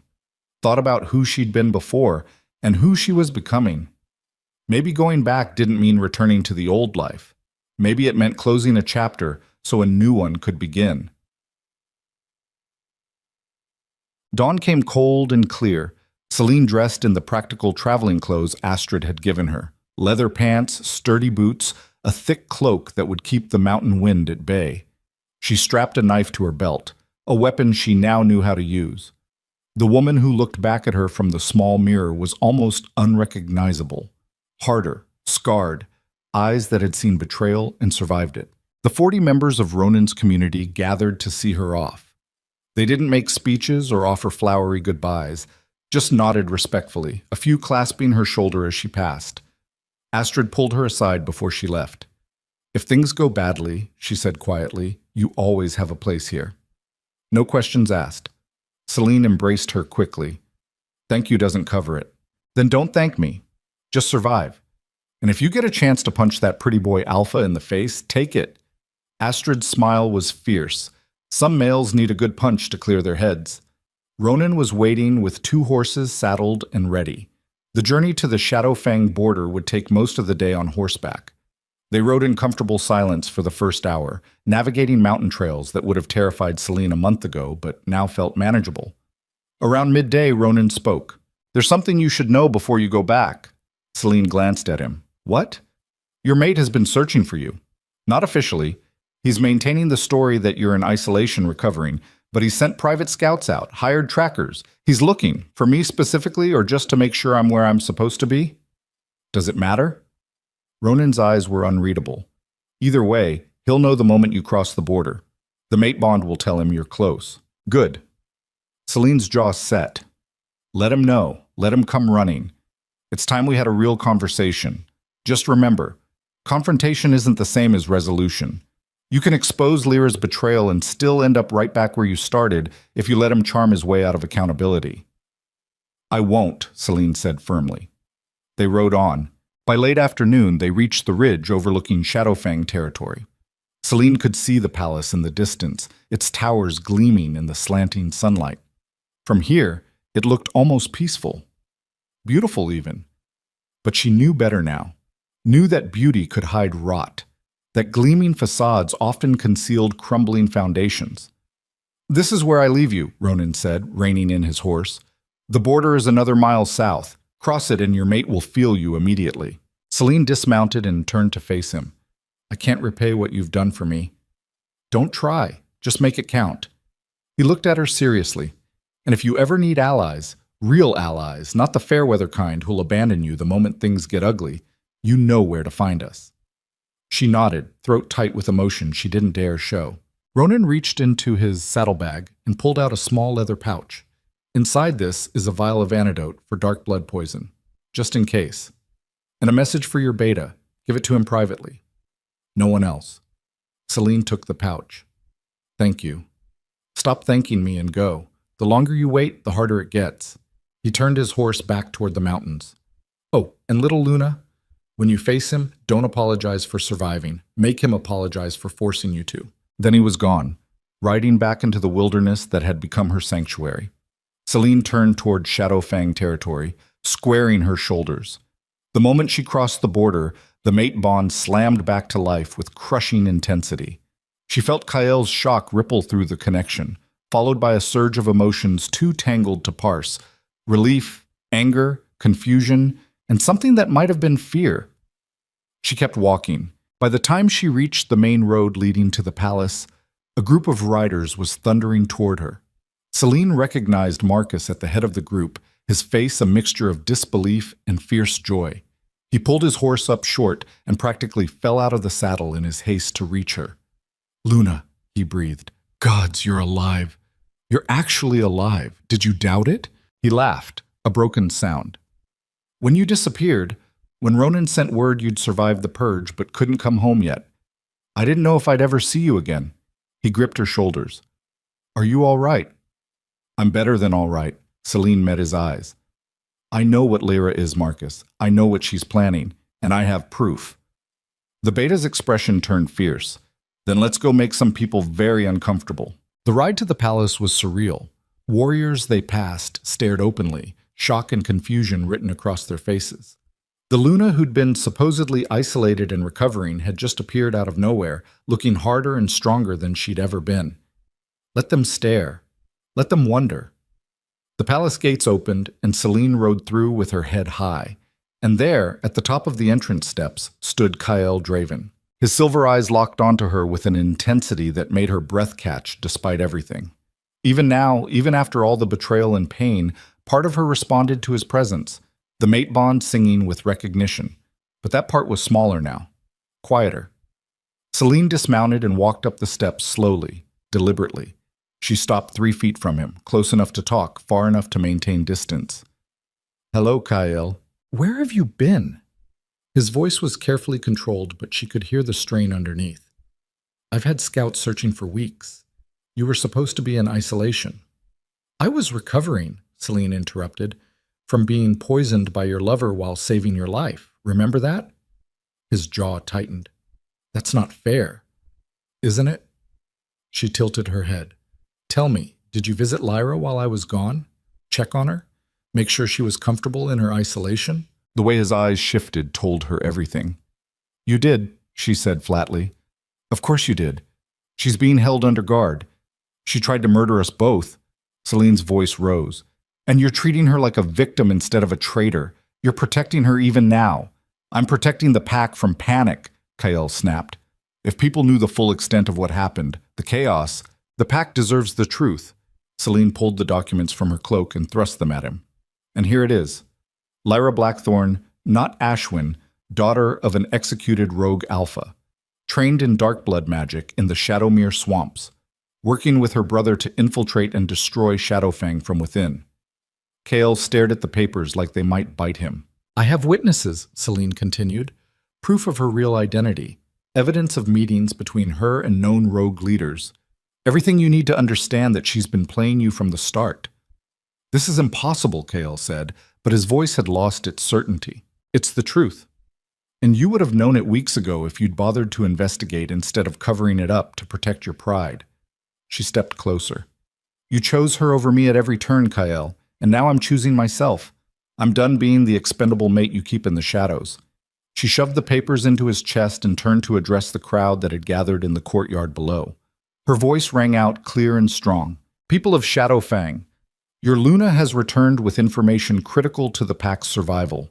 There is a traitor in your midst, a she who has worked for years to weaken us from within, and your Alpha King has been protecting her because he was too blinded by old feelings to see the truth." The crowd erupted in shocked murmurs. Behind her, Kyle made a choked sound. "Celine, what are you doing?" "What you should have done from the beginning," she said without looking back. "Telling the truth." She descended the steps, walking through the parting crowd toward the council chambers. And as she went, she felt the mate bond straining, stretching, pulled taut by the weight of everything unsaid and undone between them. But for the first time in 2 years, Celine didn't care if it snapped. Some bonds were meant to break so stronger ones could form. And she was done holding together something that had been fractured from the start. Behind her, Kyle called her name one more time. Celine didn't turn around, she just kept walking. The council chamber felt smaller than Celine remembered. She stood at the center of the circular room, 12 pairs of eyes fixed on her with varying degrees of shock, suspicion, and cautious respect. The documents Ronan had given her were spread across the ancient oak table like accusations given form, witness statements, coded messages, sketches of Lyra meeting with her brother in the swamps. Evidence that should have been damning, should have been enough. But Celine had learned that truth was only as powerful as the people willing to believe it. Kyle stood at his elevated seat, his knuckles white against the armrest. He hadn't spoken since she'd laid out the case against Lyra 10 minutes ago. Just listened with that shuttered expression he wore when his world was crumbling and he refused to let anyone see. The eldest counselor, a gray-haired male named Aldrich, cleared his throat. "Luna Vale, these are serious allegations. If true, they suggest a conspiracy that goes back years." "They are true," Celine said flatly. "I spent 4 weeks in the Northern Territories gathering this information. Every witness is credible. Every document has been verified." "Verified by whom?" another counselor asked. "An exiled alpha who has no love for legitimate packs?" "Verified by people who survived what Shadowfang is currently experiencing," Celine shot back. People who watched their own packs destroyed by the same tactics, the same magic, the same slow rot from within. She turned to face Kael directly. You know I'm right. You felt it that night in the tower when Lyra's eyes went red and the poison on her blade burned black. That wasn't possession, Kael. That was training. Years of it. His jaw worked. Even if what you're saying is true, even if Lyra has been compromised somehow, we can't just execute her without trial, without due process. I'm not asking you to execute her, Celine said through gritted teeth. I'm asking you to investigate, to question her, to stop protecting someone who tried to kill both of us. I'm protecting the stability of this pack. Kael's voice rose slightly. If we start witch hunts based on evidence gathered by outsiders who saved my life after you left me to die, Celine interrupted coldly. Twice. The chamber went silent. Vera, the younger counselor who'd supported Celine before, leaned forward. Alpha King, with respect, the Luna has grounds for her concerns. Perhaps a formal inquiry? We'll table this discussion, Kael said abruptly. Until I've had time to review the evidence properly. He looked at Celine. You've been through a traumatic experience. You're clearly not thinking rationally. Something snapped inside Celine's chest. Not thinking rationally? Her voice came out low and dangerous. I spent a month recovering from poison meant to kill me. Spent weeks learning to fight because I realized no one, not you, not the pack, not anyone, was going to protect me if I couldn't protect myself. I tracked down witnesses and gathered proof while you were here lying to our people about where I was. And now you're dismissing me as hysterical? I didn't say hysterical. Toolkit. You implied it. She stepped closer to his elevated seat, craning her neck to look up at him. And you know what? I'm done caring what you think of me. I'm done waiting for you to choose me, to see me, to give a damn whether I live or die. This isn't about us anymore, Kael. This is about a pack that's being destroyed from within while its alpha buries his head in the sand. Because facing the truth means admitting he was wrong. Kael's face had gone pale. His silver eyes blazed with something that might have been fury or might have been desperation. Celine couldn't tell anymore and realized with bitter clarity that she didn't care. This session is over, Kael announced. Everyone out. Now. The counselors exchanged uncertain glances but slowly filed out. Vera caught Celine's eye as she passed, her expression sympathetic but wary. Marcus was the last to leave, pausing at the door. Luna, he said quietly. I'll be fine, Celine told him. After the door closed, silence pressed down like a physical weight. Kael descended from his seat slowly, each step measured. When he reached the main floor, he stood facing her across 6 feet of empty space that felt like a chasm. You humiliated me, he said quietly. In front of the entire pack. You humiliated yourself, Celine countered. I just told the truth you've been hiding. The truth according to an exiled alpha with his own agenda. The truth according to evidence you're too afraid to examine because it means facing what you've done. She crossed her arms. Tell me something, Kael. When did you realize Lyra still had her claws in you? Was it before or after you left me bleeding in the mud to ride to her rescue? His flinch was almost imperceptible. That's not fair. Nothing about this has ever been fair. Celine's voice cracked slightly. I was your mate, chosen by fate, by the bond that's supposed to be sacred, and you treated me like an inconvenience, a political arrangement you tolerated while keeping your real affections for someone who was literally sent to destroy you. You did. Every time you invited her to private dinners, every time you took her advice over mine, every time you looked at her the way you never looked at me. She felt tears prick her eyes but refused to let them fall. I was dying and you chose her. That's the truth you can't escape, no matter how much you try to reframe it. Kael's hands clenched at his sides. I made a tactical error. I've admitted that. It wasn't tactical. It was emotional. And that's what terrifies you, isn't it? That you let your feelings compromise everything you claim to stand for. Before Kael could respond, the chamber door burst open. Marcus stood there, his face ashen. Alpha King. Luna. We have a situation. What kind of situation? Kael demanded. Lyra's escaped. The words landed like stones in still water, ripples of implication spreading outward. What do you mean escaped? Celine asked sharply. She was under guard. She was, Marcus said grimly. Past tense. The guards are dead. throats torn out, and there's a message carved into the cell wall. Show us. They ran through the palace corridors, Celine's heart pounding against her ribs. The holding cells were in the lower levels, stone rooms designed to contain even the strongest wolves. As they descended, the smell hit first, copper and death, and something acrid that made Celine's nose burn. The scene inside the cell block was carnage. 4 guards lay in spreading pools of blood, their eyes still open in shock. The cell door hung off its hinges, twisted metal suggesting inhuman strength, and on the back wall, carved deep into stone, were words that made Celine's blood freeze.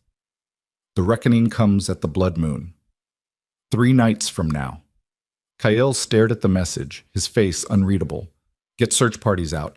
I want every inch of this territory covered. She can't have gone far. Alpha, one of the surviving guards said from the doorway. His voice shook. She didn't go anywhere. She's still here.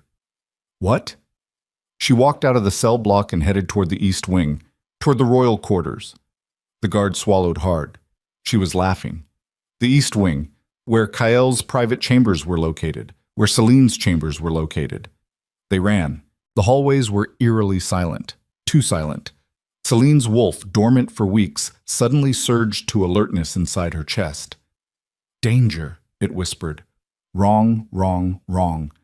Kael reached his chamber doors first and froze. They were open, hanging crooked like someone had walked through without bothering to close them. Inside, Celine could see furniture overturned, papers scattered, deep claw marks gouged into the walls. In the center of the destruction sat Lyra. She looked different from the last time Celine had seen her. Thinner, almost skeletal, with those red veins visible beneath pale skin. Her amber eyes had gone completely crimson, glowing faintly in the dim light. But she was smiling, a wide, unnatural smile that showed too many teeth. Hello, darling, Lyra said, her voice layered with harmonics that made Celine's ears ring. Miss me? Kael took a step forward. Lyra, listen to me carefully. Oh, I'm done listening to you. Lyra stood gracefully, brushing dust from her torn clothes. I spent 5 years listening to you, pretending to care about your pathetic pack politics, pretending your touch didn't make my skin crawl. She tilted her head. Did you know I used to vomit after every time we were together? The taste of you was that revolting. Kael flinched like he'd been struck. It was all a lie, Lyra continued, walking slowly around the destroyed room. Every smile, every soft word, every moment you thought we shared. I was acting, and you were the audience, too desperate for validation to notice how badly I performed. She laughed, high and cruel. You were so easy, Kael, so pathetically easy. Why?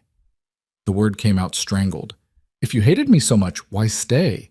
Because breaking you from the inside was so much more satisfying than a quick death. Lyra's crimson eyes gleamed. My brother wanted to attack directly. Storm the borders, tear down the walls, massacre your people in one glorious night of blood. But I convinced him there was a better way. She moved closer to Kael, and Celine saw him tense, saw his hand drift toward the blade at his belt. Destroy the Alpha's confidence, I said. Make him question every decision, turn his mate against him, make his people lose faith. And when he's at his weakest, when the pack is fracturing from within, then we strike. Lyra smiled wider. And here we are. Your Luna returned from the dead hating you, your council doubting your judgment, your warriors whispering about your failures. You're already broken, darling. I just need to finish the job. She moved faster than should have been possible. One moment she was 10 feet away. The next she had Kael by the throat, lifting him off his feet with one hand. Her fingers ended in black claws that dug into his skin, drawing blood. Celine didn't think, just reacted. She lunged forward and drove the knife Ronan had given her into Lyra's back. The possessed woman shrieked and dropped Kael, spinning to face Celine with fury, twisting her features into something inhuman. You, she hissed. You were supposed to die, supposed to break and give up and disappear into obscurity. But instead you came back stronger. Celine pulled the knife free, dark blood coating the blade. Sorry to disappoint. Lyra laughed again, that horrible layered sound. Oh, little Luna, you think one knife wound will stop me? She reached back and touched the injury, bringing her fingers to her mouth to taste the blood. I've survived worse. Much worse. Behind Celine, Kyle was climbing to his feet, gasping for air. His neck bore deep scratches that healed slowly, too slowly. Poison, Celine realized. The claws were poisoned. You're learning, Lyra purred. Another few minutes and the Alpha King will be too weak to fight. Another hour and the poison will reach his heart. She circled them like a predator. And without your mate bond to sustain him, without your precious Luna magic to heal him, he'll die screaming. Then it's a good thing I have this. Celine pulled the vial of antidote from her pocket, the one Ronan had given her specifically for dark blood poison. Lyra's eyes widened. Where did you get that? From people who know what real loyalty looks like. Celine threw the vial to Kyle. Drink it, now. But Lyra was already moving impossibly fast, her clawed hand reaching for the vial. Marcus burst through the doorway with a dozen warriors at his back. They poured into the room, weapons drawn, surrounding Lyra in a loose circle. The possessed woman stopped mid-lunge, assessing the new situation. Her crimson eyes darted from warrior to warrior, calculating odds. Then she smiled. You think numbers matter? Her voice dropped to something that sounded like multiple voices speaking in unison. You think your little pack of house pets can stop what's coming? She threw her head back and howled. It wasn't a wolf's howl. It was something older, darker, a sound that made every warrior in the room stagger. Celine felt her wolf cower inside her chest, whimpering in primal fear. And in the distance, answering howls rose from the darkness beyond the palace walls. Dozens of them. The rogue attack, Marcus breathed. It's starting. No, Lyra said, still smiling that terrible smile. It's ending. This is the night Shadowfang falls. The night the great Alpha King loses everything he's built. She looked directly at Kyle. I told you I'd break you. Did you think I was exaggerating? Kyle had drunk the antidote. Celine could see the color returning to his face, the scratches on his neck beginning to heal properly. But his silver eyes were haunted, staring at Lyra with something that looked like grief mixed with rage. Why? He asked again. Whatever I did to you, whatever slight you perceived— You did nothing, Lyra interrupted.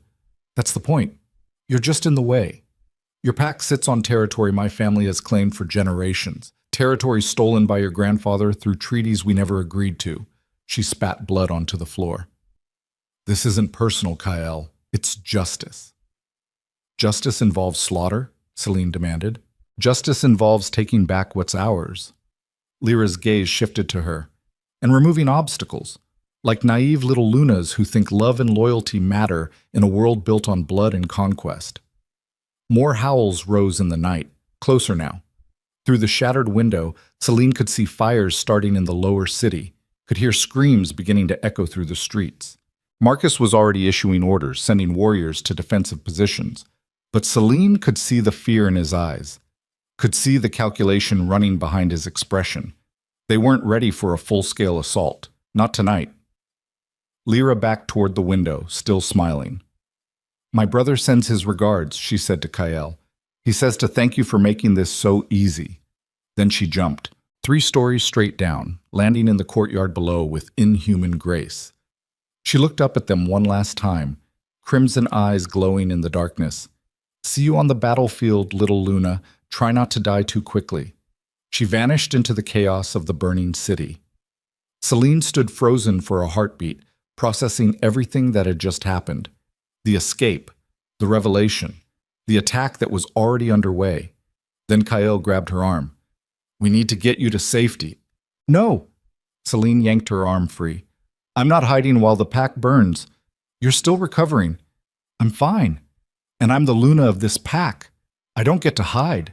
She looked at Marcus. What's our status? Bad, the beta said bluntly. We've got maybe 300 warriors ready to fight. The rogues number at least twice that from initial reports. And they're using dark blood magic.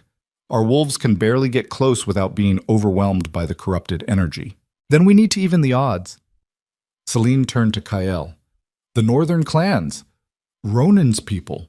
They know how to fight dark blood practitioners. If we can get word to them. They're days away, Kyle said. We don't have days. We might have hours if we can hold the borders. Celine grabbed a piece of parchment from the destroyed desk and scrawled a quick message. Marcus, send your fastest rider north with this. Tell them Luna Celine requests aid under the old Alliance laws. What old Alliance laws? Kael demanded. Frostpeak was Ealed.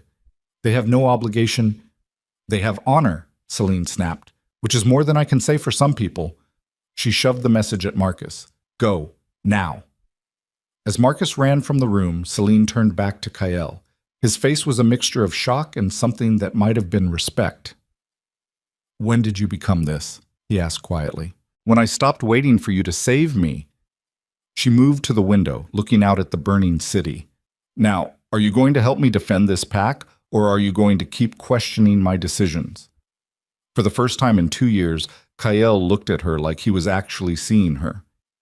Tell me what you need, he said. Over the next hour, the palace transformed into a war command center.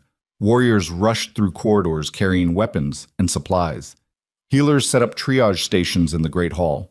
Civilians were evacuated to the inner keep where the walls were thickest. Celine found herself at the center of it all, making decisions with a certainty that surprised even her.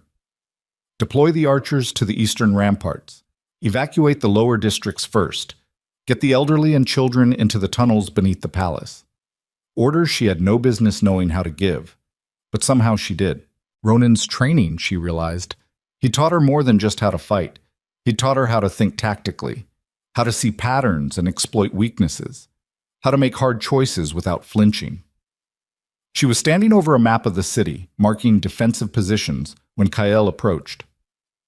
The rogues are concentrating their forces on the northern gate, he said. If it falls, they'll flood into the city center. Then we reinforce it. Pull warriors from the southern positions. That leaves the south vulnerable. The south has natural barriers, rivers, and cliffs. It'll take them hours to navigate that terrain. We need to hold the north. Celine looked up at him. Trust me. Their eyes met and something passed between them. Not the warmth of a mate bond, but something colder and more practical.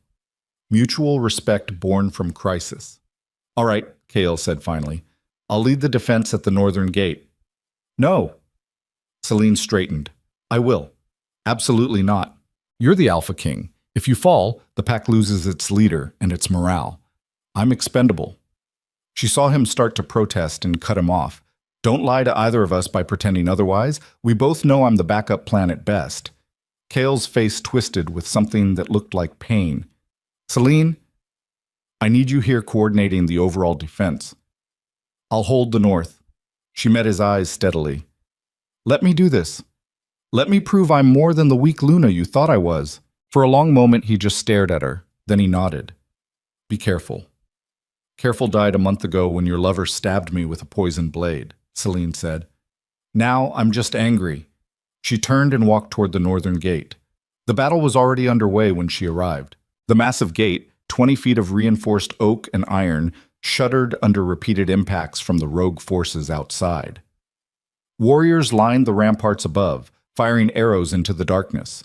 Below, a defensive line of Shadowfang's best fighters held formation, ready for when the gate inevitably fell. Celine found herself standing beside warriors who'd watched her nearly die a month ago, who'd seen her return from the north changed and hardened. They looked at her with something new in their eyes. Not pity or condescension. Recognition. Luna, the warrior to her left said, a female named Sarah with 3 claw scars across her face. Orders? We hold this gate until reinforcements arrive or we're all dead. Celine drew the blade Ronan had given her. No retreating, no surrender. We make them pay for every inch. Sarah grinned fiercely. Understood. The gate exploded inward. Rogues poured through the breach like a flood, their eyes glowing red with dark blood corruption. They moved wrong, too fast, too fluid, more like shadows than wolves. The two forces collided in a crash of bodies and blades and snapping teeth. Celine fought like Ronan had taught her, dirty and efficient, using her smaller size to slip under guards and strike at vulnerable spots. She wasn't graceful, wasn't elegant, but she was effective. A rogue lunged at her and she sidestepped, driving her blade into his ribs. He went down screaming and she moved to the next target without pausing. Around her, Shadowfang warriors fought with desperation. They were outnumbered, but defending their home gave them an edge. Every street and alley was familiar territory, every building a potential defensive position. But the dark blood magic was devastating. Celine watched warriors falter when they got too close to the corrupted rogues, their wolves cowering from the unnatural energy. Watched as the enemy seemed to move through shadows, appearing behind defensive lines in places they shouldn't have been able to reach. "We can't hold," Sarah panted beside her. "There's too many." "Then we fall back to the secondary position," Celine ordered. "Controlled retreat. Keep formation." They gave ground slowly, fighting for every foot. Celine's arms burned with exhaustion. Her shoulder, still healing from the original wound, screamed in protest. But she kept moving, kept fighting, because stopping meant dying, and she'd already decided she wasn't dying tonight. A massive rogue broke through the line and charged straight at her. Celine barely got her blade up in time to deflect his claws. The impact sent her sprawling backward into the mud. The rogue loomed over her, jaws opening to tear her throat out. A silver wolf crashed into him from the side. Kael, in his wolf form, larger and more deadly than any rogue, tore into the attacker with savage efficiency. Blood sprayed, bones crunched. In seconds, the rogue was dead. Kael shifted back to human form, naked and covered in blood, and hauled Celine to her feet. "I told you to be careful." "I'm still alive. That counts as careful." She glanced past him, and her blood went cold. "Kael, behind you." He spun just as Lyra emerged from the shadows. She looked worse than before, more corrupted. The red veins had spread to cover most of her visible skin, and her eyes glowed so brightly they cast crimson light across the street. In her hands were twin daggers coated with that black poison. "Round 2, she said cheerfully. "Let's see if the Alpha King can protect his mate this time." She attacked with inhuman speed. Kael barely blocked the first strike. The second opened a gash across his chest. The third would have taken his head if Celine hadn't thrown her blade, forcing Lyra to dodge. The corrupted woman hissed in frustration. "You're becoming annoying, little Luna." "Good," Celine spat. They fought as a unit now, Kael and Celine moving in sync for the first time in their relationship. Where he created openings, she exploited them. Where she drew Lyra's attention, he struck from behind. Not because of love or the mate bond, but because survival demanded cooperation. But Lyra was too strong, too fast, enhanced beyond what any natural wolf should be capable of. And she was enjoying this, smiling through the combat like it was a game. "Is this what you wanted, Kael?" she called out between strikes. "A mate who actually fights beside you? How tragic that you only got her after I broke you both." "Shut up," Kael growled. "The truth hurts, doesn't it? That everything you've built is crumbling, that everyone you trusted betrayed you, that the only person who never gave up on you is the one you threw away." Lyra's laugh was manic. "You don't deserve her, darling. You never did." She lunged at Kael with both daggers aimed at his heart. Celine moved without thinking. For the second time, she threw herself between Lyra and her mate, felt the blade pierce her chest, the burning agony of poison flooding her system. But this time was different. This time, she grabbed Lyra's wrist and held on, refused to let go even as the poison scorched through her veins, used the last of her strength to pull the corrupted woman close. "Kael," she gasped. "Now!" Kael's claws tore through Lyra's back and erupted from her chest. The corrupted woman's eyes went wide. She looked down at the claws, then at Celine, then back at Kael. "Impossible," she whispered. "You're not strong enough." "I'm done being weak," Kael said coldly. "For her." He ripped his claws free and Lyra collapsed. Celine fell too, the poison already spreading. She could feel it eating through her worse than the first time. Stronger, more concentrated.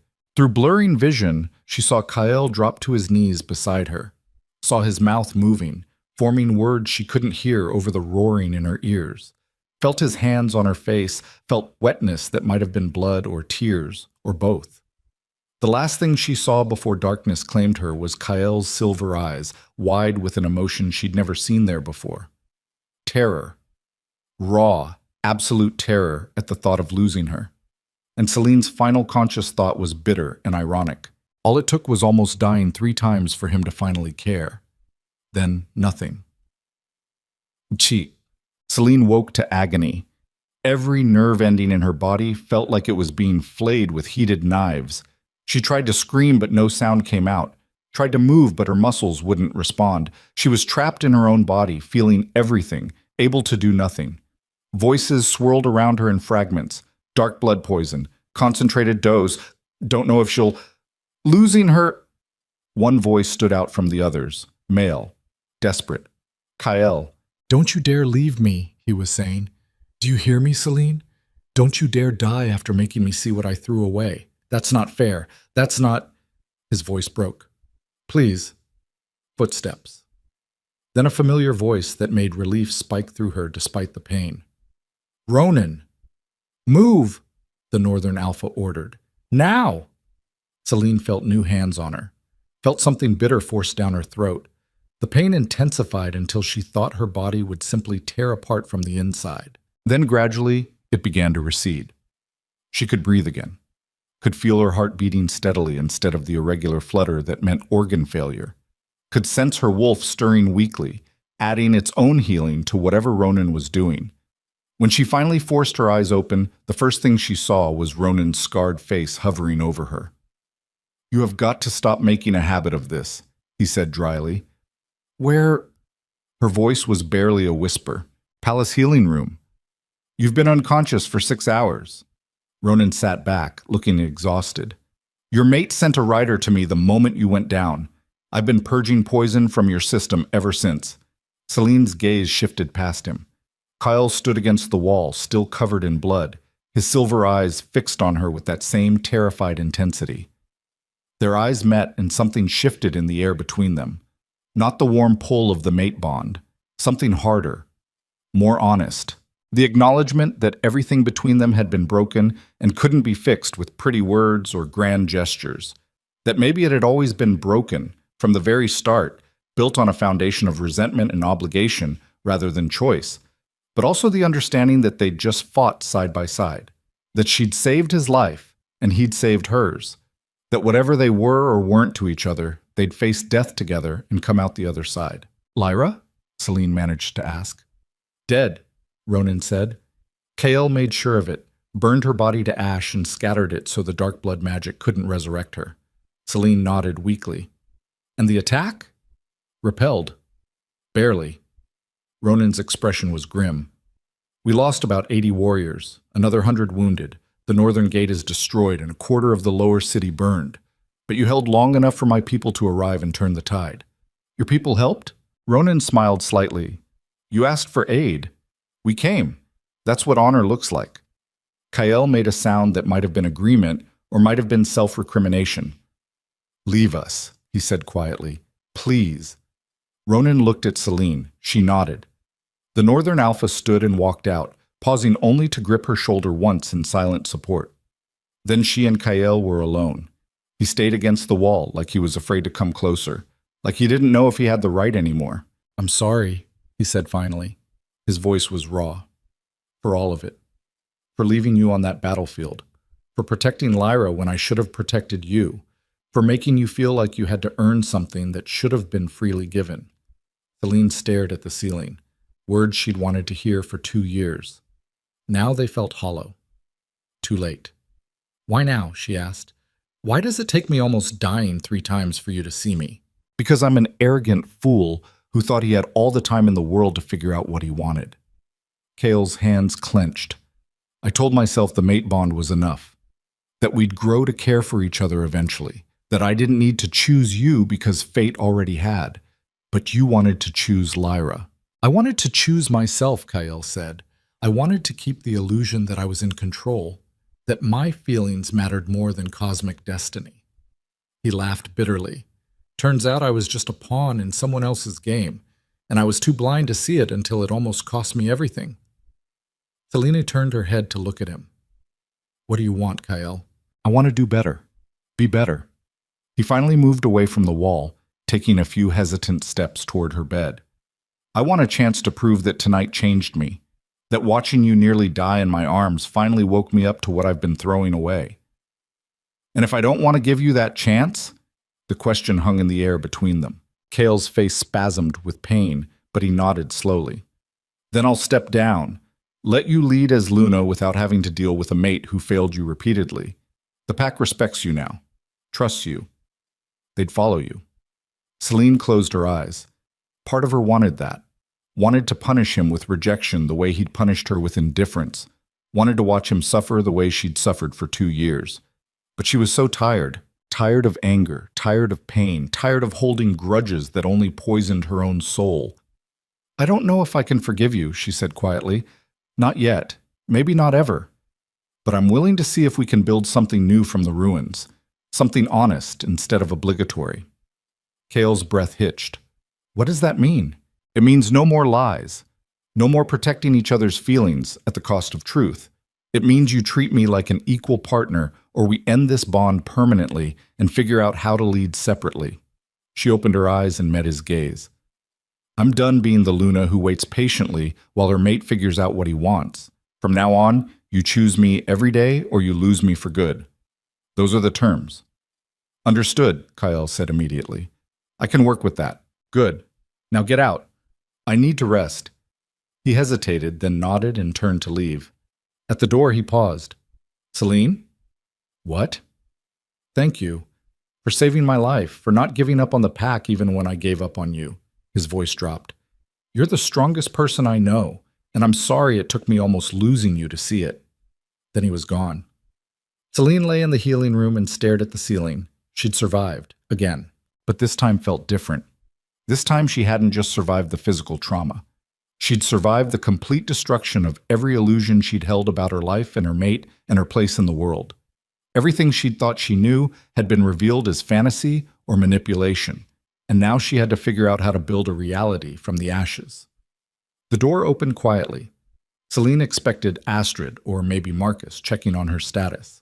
Instead, it was Vera, the young counselor who'd supported her before. "Luna," Vera said, her voice tight with urgency. "I'm sorry to disturb you, but there's something you need to know. Something I found in Lyra's quarters after the battle." "What?" Vera pulled out a leather journal and handed it to Celine. Her diary. "It details everything, the infiltration, the plan, her brother's forces." She paused, and the names of others working with her, inside the pack. Celine's blood went cold. Others? 3 counselors, 2 high-ranking warriors. And Vera's face was pale. And someone in the royal household. Someone close to the Alpha King who's been feeding information to the rogues for years. Who? "I don't know. The entries are coded. But Luna, if there's still a traitor in the palace, if someone that close to the Alpha has been compromised." She didn't finish the sentence. She didn't need to, because the implications were clear and terrifying. The attack tonight hadn't been the endgame. It had been a test, a way to gauge Shadowfang's defenses and weaknesses. The real assault was still coming, and they had a traitor in their inner circle who would make sure it succeeded. Celine sat up despite the pain screaming through her body. "Get Marcus, get Ronan, and do not tell anyone else about this. Not even Kyle. But Luna, especially not Kyle. If the traitor is someone close to him, someone he trusts, he might tip them off without meaning to." Celine took the journal with shaking hands. "We do this quietly. We root out the rot before it can spread further." Vera nodded and left quickly. Alone again, Celine opened the journal and began to read. What she found in those pages made her stomach turn. Names, dates, detailed reports of pack movements and defensive strategies. Lists of warriors who could be bribed or blackmailed or turned. Plans within plans, layers of deception that went back not just 5 years but decades. Lyra hadn't just infiltrated Shadowfang. She'd built an entire network of corruption that had been eating the pack alive from within since before Kyle became Alpha King, since his father's reign. And the traitor in the royal household, the one whose code name appeared over and over in the journal, was someone labeled only as the Crown's shadow. Someone who had access to everything, who knew every secret, every weakness, every vulnerability. Someone who'd been helping orchestrate Shadowfang's downfall for longer than Celine had been alive. She sat there in the dim healing room, holding a journal that contained the evidence to save or destroy her pack, and realized with cold certainty that the battle tonight had been nothing. The real war was just beginning, and she had no idea who she could trust. The journal felt like it was burning a hole through Celine's hands. She sat in the healing room for another hour, reading every entry 3 times, memorizing names and dates and coded references until her eyes blurred with exhaustion. The Crown's shadow appeared in 57 entries spanning 4 years, always present at critical moments, always positioned to sabotage from within. Whoever this person was, They'd been instrumental in weakening Shadowfang's defenses, orchestrating internal conflicts, and ensuring Lyra had access to information that should have been locked away in the Alpha King's most secure vaults. The door opened and Marcus entered quietly. His armor was still dented and blood-stained from the battle. He looked like he'd aged 10 years in one night. "Luna," he said, "you should be resting." "I'll rest when we're not one betrayal away from total destruction." Celine gestured for him to close the door. "Sit down, Marcus. We need to talk." The beta's eyes narrowed as he took in her expression. "What's wrong?" She handed him the journal. "Read the entries I've marked. Then tell me if you recognize the pattern." Marcus flipped through the pages, his face growing darker with each entry. When he reached the sections about the crown's shadow, his hands started shaking. "This can't be real," he muttered. "Someone this close to Kyle feeding information to rogues for years? We would have noticed. Would we?" Celine's voice was hard. "We didn't notice Lyra was a plant, didn't notice the dark blood corruption spreading through the pack, didn't notice dozens of small sabotages that weakened us from within." She leaned forward despite the pain. "We've been blind, Marcus, all of us. Too focused on external threats to see the rot at our core." The beta set the journal down like it might bite him. "What do you want to do?" "Figure out who the crown shadow is before they can do more damage." Celine pulled out a piece of parchment. Based on the journal entries, this person has access to the Alpha King's private chambers, attends high-level strategy meetings, and knows the schedule of every warrior rotation. That narrows it down to maybe a dozen people. Marcus nodded slowly. "Council members, senior warriors, and household staff with royal access." "And you," Celine added quietly. The beta's head snapped up. "Luna, I'm not accusing you, but I have to consider everyone." She held his gaze. "You were conveniently absent during both assassination attempts. You're the one who smuggled me out to Ronin. You have access to everything Kyle knows. If I was the traitor, you'd be dead right now." Marcus's voice was flat. "I've had 100 opportunities to kill you over the past month. Hell, I could have let the poison finish you tonight instead of riding like a demon to get Ronin here. I know, that's why you're one of 3 people I'm trusting with this information." Celine softened slightly. "But we need to be methodical. No assumptions. No blind faith. Because whoever the crown shadow is, they're good enough to have hidden for years. Who are the other 2 you're trusting?" "Ronin and Astrid. They have no stake in Shadowfang politics and no reason to want us destroyed." She paused. "I'm not telling Kyle yet." "Luna, you have to tell the Alpha King." "Do I?" Celine's eyes were hard. "The journal suggests the crown's shadow is someone Kale trusts implicitly, someone he'd never suspect. If I tell him now, he might unconsciously tip them off. Or worse, refuse to believe it and shut down the investigation entirely. That's a dangerous game you're playing. Everything about this situation is dangerous." Celine took the journal back. "So we do this quietly. We investigate every person with royal access. We look for financial records, unusual communications, anything that might indicate betrayal. And we do it fast, because according to Lyra's last entries, the final assault is planned for the next blood moon." Marcus's face went pale. "That's in 3 days." "Exactly. Which means we have 72 hours to root out a traitor who's been hiding successfully for years, prepare defenses against an army we barely survived once, and somehow hold this pack together while doing it." Celine stood shakily, ignoring the way her body screamed in protest.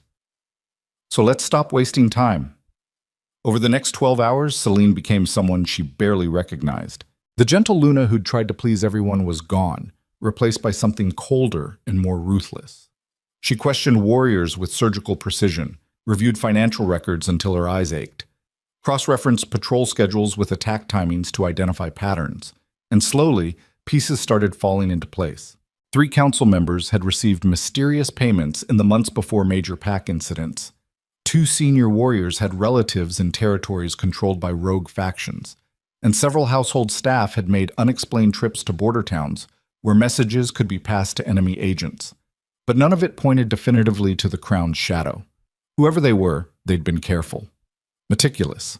Smart enough to use intermediaries and cutouts so their hands stayed clean. Celine was reviewing guard rotation schedules when Kyle found her in the war room around dawn the next day. "You should be in bed," he said without preamble. "So should you." She didn't look up from the documents. When's the last time you slept? About as recently as you. He came closer, studying the papers spread across the table. What are you doing? My job. Defending this pack. By exhausting yourself while you're still recovering from poison? That's not defense, that's suicide. Then I'll die doing something useful instead of lying in a bed waiting for the next attack. Celine finally met his eyes. We barely survived last night, KL. We lost 80 warriors and a quarter of the lower city. If they come at us again with the same force, we won't hold. I know. His voice was grim. I've sent messages to every allied pack requesting reinforcements. Most are days away, but they might arrive in time to bury our bodies. Celine cut him off. We need a different strategy, something they won't expect. Like what? Like going on the offense. She pulled out a map marked with symbols. According to intelligence Ronan gathered, Lyra's brother Darius is camped about 30 miles northeast in the Shadowmere border territories. He's regrouping his forces, treating his wounded, preparing for the next assault. And you want to attack him while he's vulnerable? KL studied the map. That's risky. If we send warriors outside our borders, it weakens our defenses here. Staying defensive hasn't worked. We're bleeding resources and morale. But if we hit them hard, disrupt their command structure, kill or capture their leader, we might buy enough time for reinforcements to arrive. Celine traced the route with her finger. Ronan's people know the terrain. They can guide a strike force in and out before Darius knows what hit him. Kale was quiet for a long moment. It could work, or it could be a disaster that gets half our remaining warriors killed. Everything's a risk now.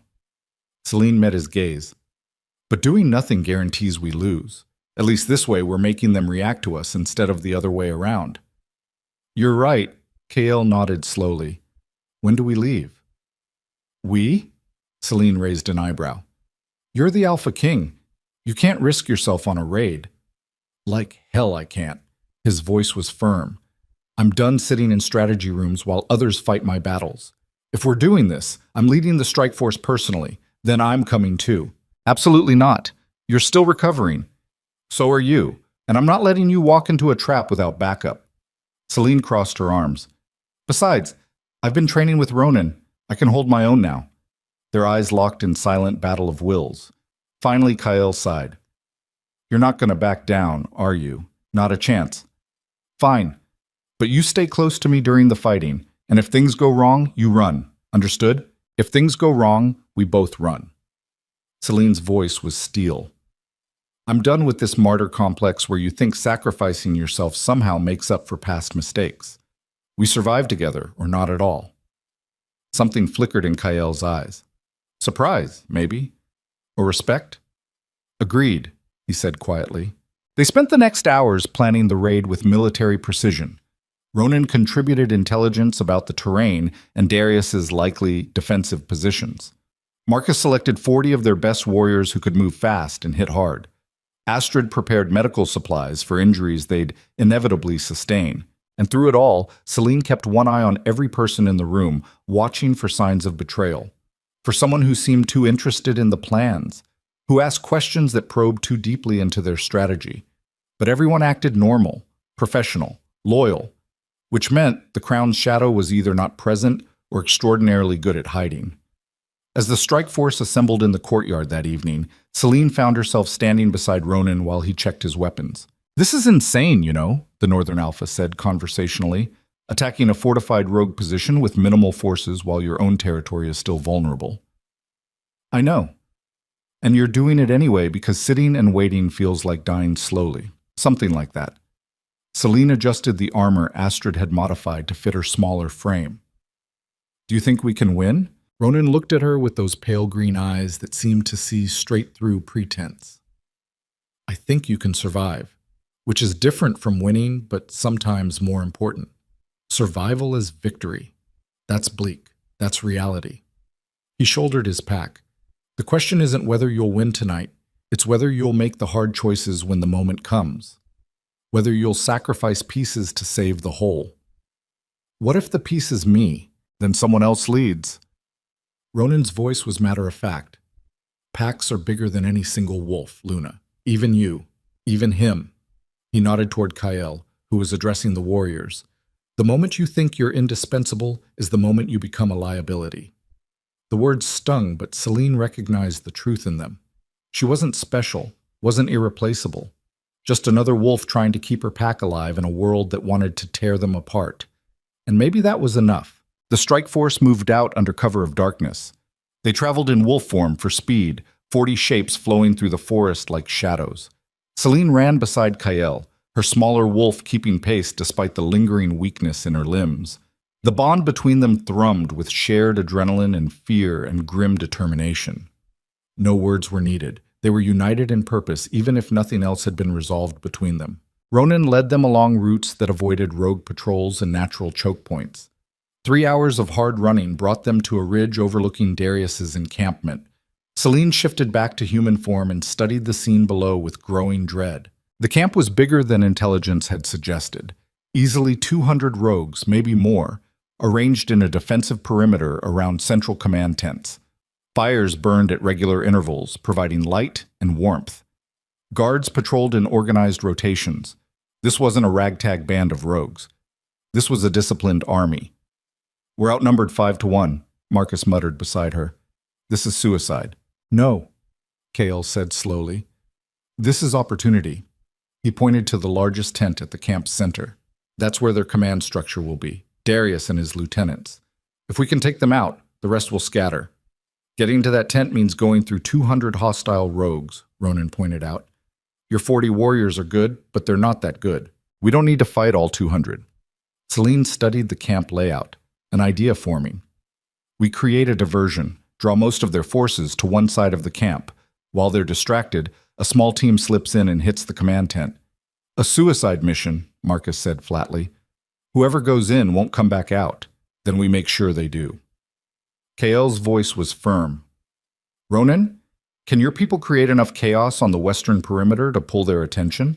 The Northern Alpha nodded slowly. "We'll give you 10 minutes. Maybe 15 if we're lucky.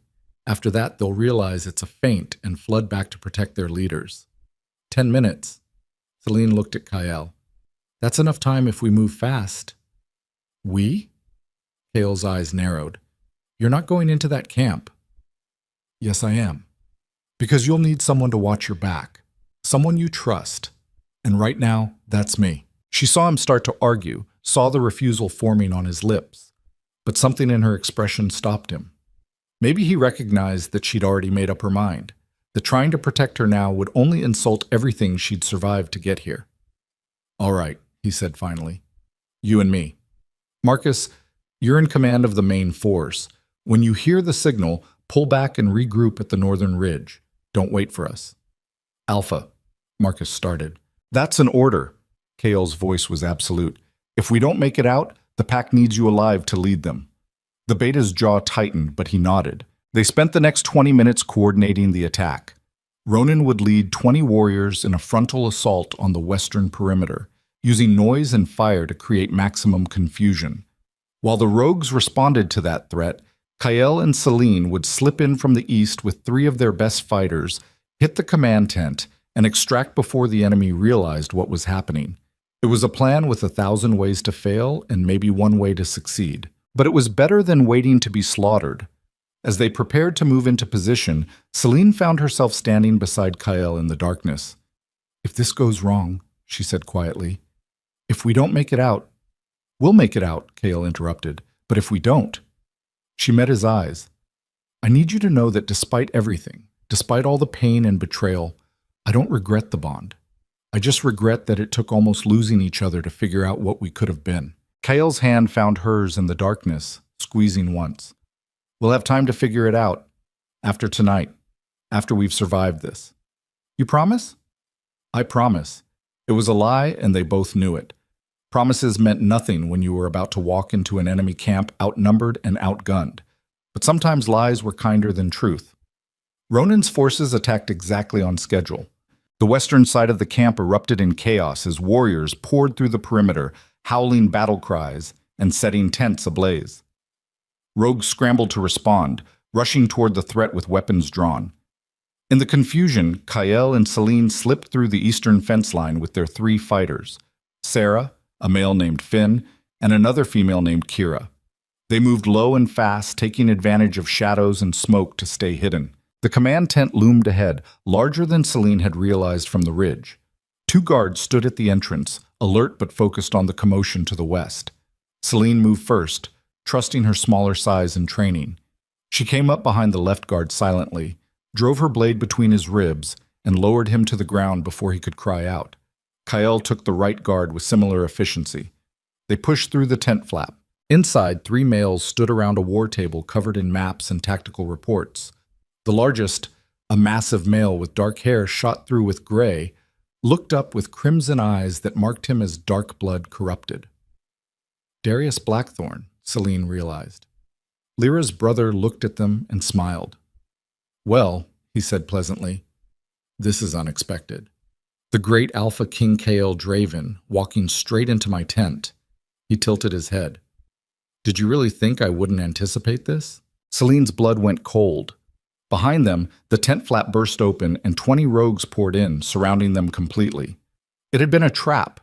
They'd walked right into it. Ronan's assault wasn't drawing forces away. It was keeping Kael's reinforcements busy, while Darius closed the snare around the Alpha King and Luna personally. "You see," Darius continued conversationally, "my sister might be dead, but she left me one final gift before your mate ended her." He pulled out a familiar-looking leather journal. Her diary. "With every plan, every piece of intelligence, every weakness in your pack laid out for me to exploit." "That's impossible," Kael said. "That journal is in your Luna's possession?" Darius laughed. "Was in her possession, until someone took it from her rooms and delivered it to me this morning." He set the journal down.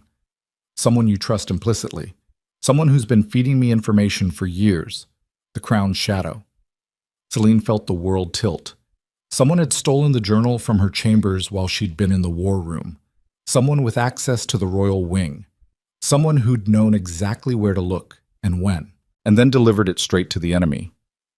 "You should see your faces," Darius said with amusement. "That dawning horror as you realize you've been betrayed by one of your own, that everyone you trust might be the knife aimed at your back." He gestured to his rogues. "Take them alive. Killing them quickly would waste such a perfect opportunity." The rogues moved in. Kael and Celine fought back to back, blades flashing in the dim tent light. Sarah, Finn, and Kira fought beside them with desperate ferocity, but they were outnumbered 4-1 and more rogues kept pouring in. Celine felt claws rake across her ribs, felt her own blade find purchase in enemy flesh. The tent became a press of bodies and blood and snarling chaos. She lost track of individual opponents, just fought with animal instinct to stay alive one more second. Beside her, Kael moved like death incarnate, but even his strength had limits. She saw him take a blade to the shoulder, saw blood spray across his face. "We need to retreat," she gasped. "Can't. Too many." Kael's voice was strained. "Going to have to fight our way out." A rogue grabbed Celine from behind, arms locking around her in a crushing grip. She threw her head back, felt his nose break, twisted free and drove her elbow into his throat. He went down choking, but 3 more took his place. They were going to die here, going to be overwhelmed and captured and used as leverage against the pack. Everything they'd fought for would be for nothing. Unless... Celine's eyes found the oil lamps hanging from the tent poles, found the papers and maps scattered across the war table, found the powder kegs stacked in the corner, supplies for the coming assault. She caught Kael's eye and tilted her head toward the lamps. Understanding flashed across his face, followed immediately by horror. "No," he mouthed. But Celine had already made up her mind. Sometimes survival meant sacrifice. Sometimes the only way to save the whole was to lose a piece, even if that piece was her. She broke away from Kael, dodging through the press of rogues toward the nearest lamp, grabbed it and hurled it at the powder kegs before anyone could stop her. The explosion was immediate and catastrophic. The entire eastern side of the tent erupted in flames. Rogues screamed as fire consumed them. The blast wave threw Celine backward into Kael's arms, and suddenly they were stumbling through smoke and burning canvas toward what she hoped was an exit. Behind them, Darius's enraged howl rose above the chaos. "After them! Don't let them escape!" But the fire was spreading fast, turning the command tent into an inferno. Rogues scattered in panic, more concerned with survival than capture. Kael dragged Celine through a tear in the burning canvas and they emerged into cold night air. Sarah and Kira stumbled out behind them, singed and bleeding. Finn didn't make it. "Run," Kael ordered. "Now!" They ran through the camp as it descended into chaos around them.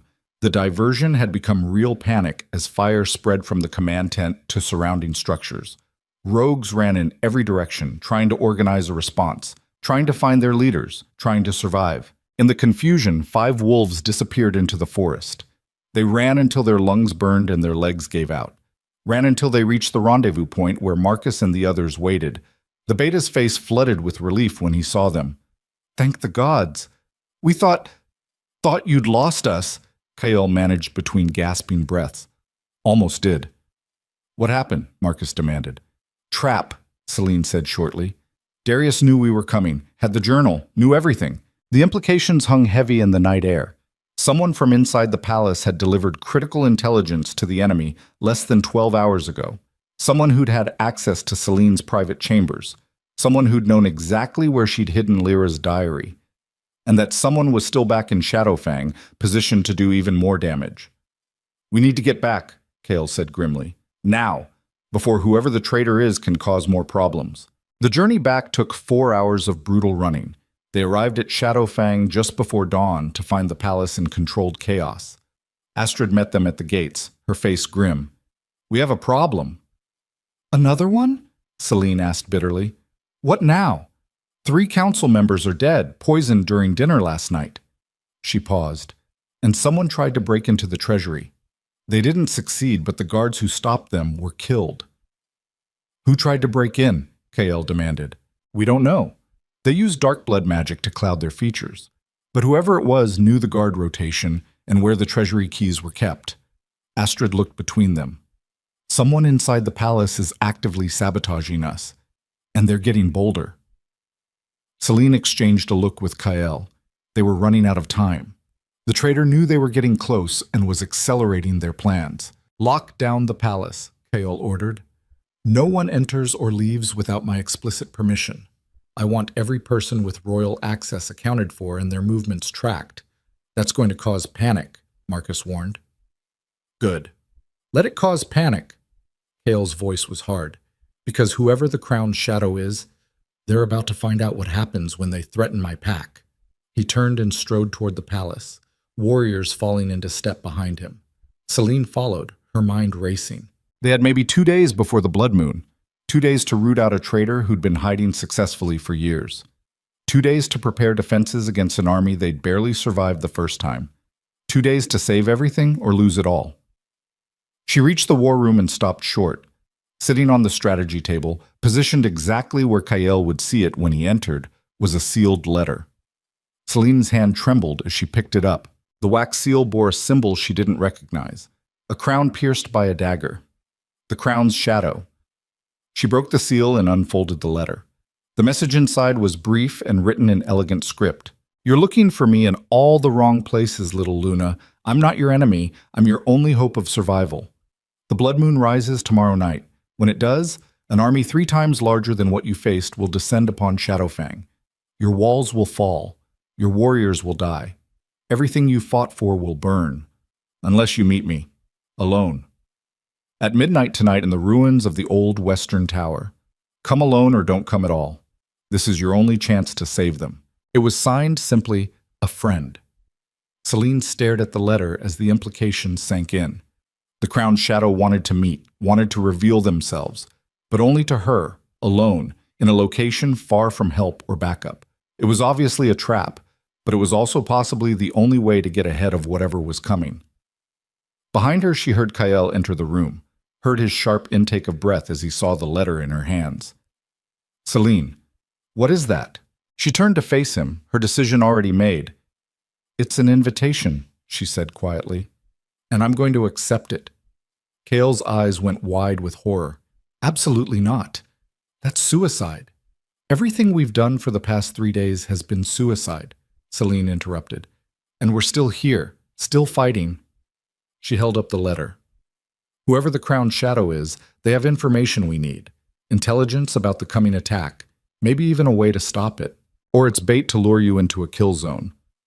"Probably." She met his gaze steadily. But I'm going anyway. Because sitting here waiting for the end isn't an option. Then I'm coming with you. No. The letter says alone. If I show up with backup, they'll disappear and we'll have lost our only advantage. Celine's voice was firm. You stay here, coordinate defenses, prepare the pack for what's coming, and if I don't come back, you lead them through it. Kale looked like she'd stabbed him.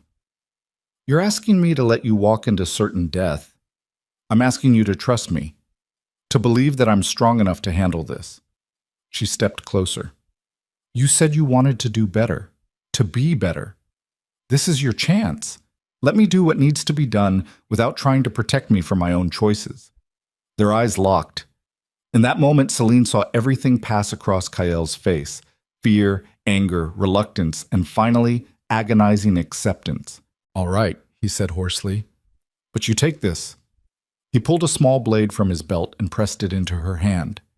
It's coated with concentrated antidote for dark blood poison.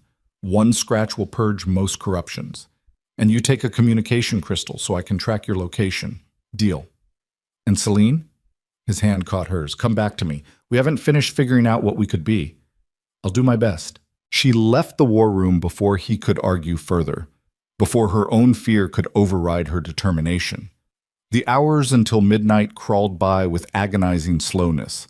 Celine prepared methodically, checked her weapons, reviewed the layout of the Western Tower ruins, tried not to think about all the ways this could go catastrophically wrong. As the midnight hour approached, she slipped out of the palace through a servant's entrance, moved through the darkened streets of Shadowfang toward the abandoned Western District. The tower ruins rose against the night sky like broken teeth. Once it had been a watchtower, part of the original fortifications before the palace expanded. Now it was just crumbling stone and bad memories. Celine climbed the stairs carefully, testing each step before trusting it with her weight. Reached the top level where moonlight filtered through gaps in the collapsed roof. And waited. Midnight came and went. Nothing happened. Celine's hand tightened on her blade. Had she been wrong? Was this just a distraction to pull her away from the palace while something else happened? Then a voice spoke from the shadows behind her. Hello, Celine. She spun, weapon raised. A figure stepped into the moonlight. And Celine's world shattered for the third time in as many days. Because the crowned shadow, the traitor who'd been sabotaging Shadowfang for years, who'd enabled Lyra's infiltration and orchestrated countless betrayals, wasn't a stranger. It was Marcus, her loyal beta, Kael's second-in-command, the one person she'd trusted without reservation. He stood there with his hands raised placatingly, his familiar face wearing an expression of profound regret. Before you do anything, he said quietly, you need to hear the truth. All of it. Because everything you think you know about the situation is wrong. Celine's blade didn't waver. Start talking. And in the ruins of the Western Tower, with the blood moon rising on the horizon and an army gathering in the darkness, Marcus began to speak. What he revealed would change everything Celine thought she knew about loyalty, about Pack, about the very foundations of the world she'd been fighting to save. And by the time he finished, she would have to make a choice that would determine not just her fate, but the fate of everyone she'd sworn to protect. The silence after Marcus spoke felt like the moment before an avalanche. Celine stood in the ruins of the Western Tower, blade still raised, her mind struggling to process what she'd just heard. The moonlight cast harsh shadows across Marcus's face, making him look older than she'd ever seen him. You're lying, she said finally. Her voice came out steady despite the chaos rioting inside her chest. I wish I was. Marcus's hands remained raised, non-threatening, but his eyes held a weariness that spoke of years carrying unbearable weight. But everything I just told you is the truth. The whole ugly truth that your mate has been hiding from you since before you ever met. Kael knew? The words tasted like ash.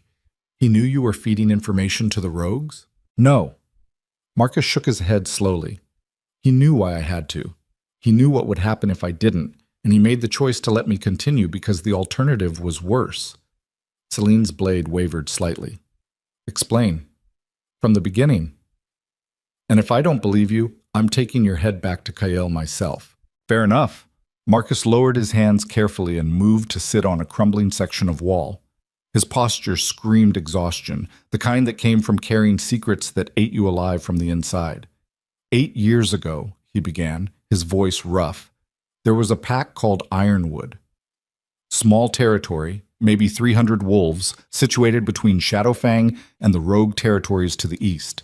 They were neutral ground, peacekeepers who refused to take sides in the endless territorial disputes. I've heard of them, Celine said. They were massacred. Everyone assumed it was rogues. It was rogues, but not random ones. Marcus's jaw tightened. It was Darius Blackthorn's forces, back before he'd built his current army, back when he was just an angry exile with a grudge and a talent for dark blood magic. He paused.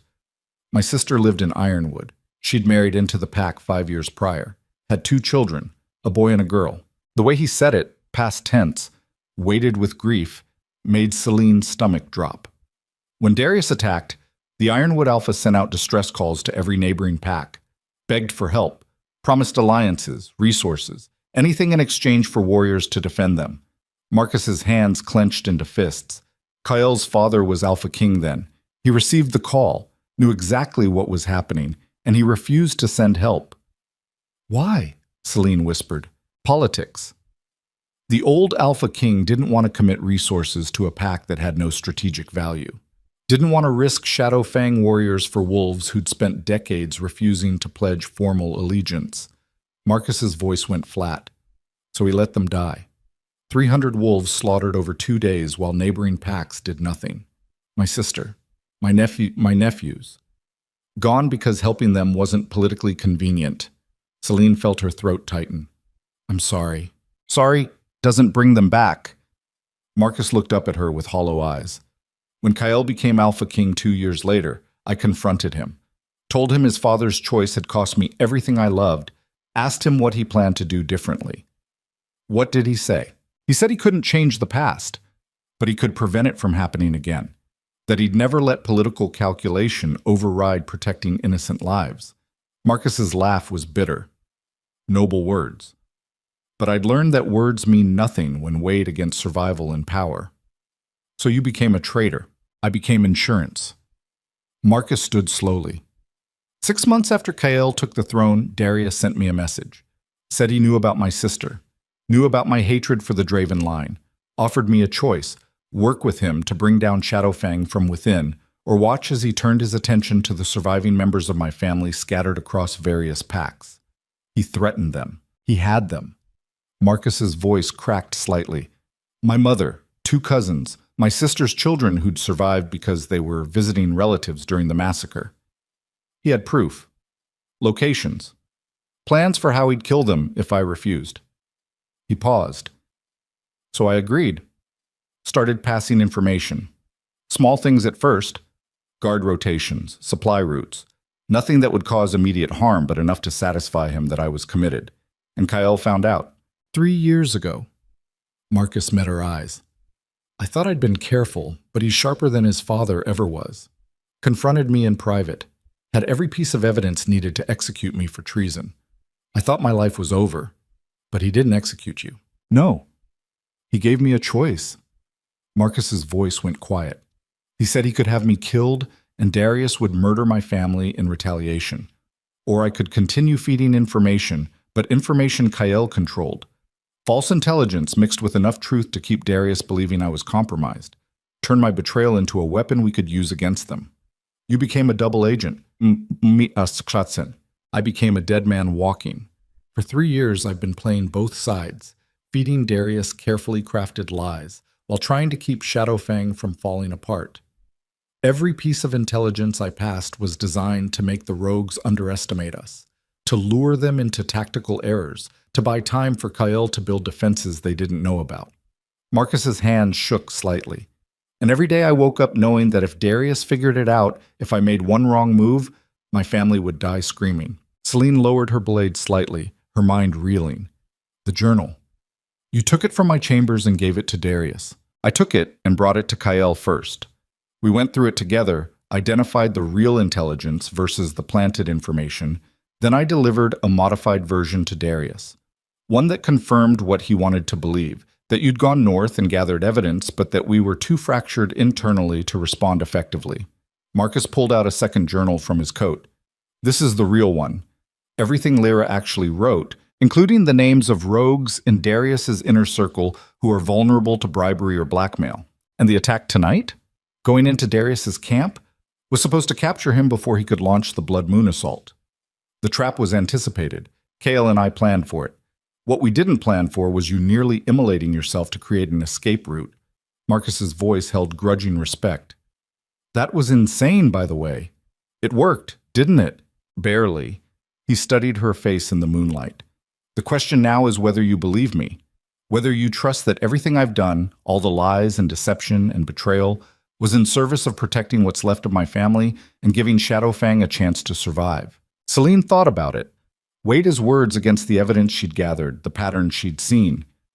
Thought about Kael's strange reactions to her investigation, the way he'd seemed more worried about her methods than her conclusions. It fit.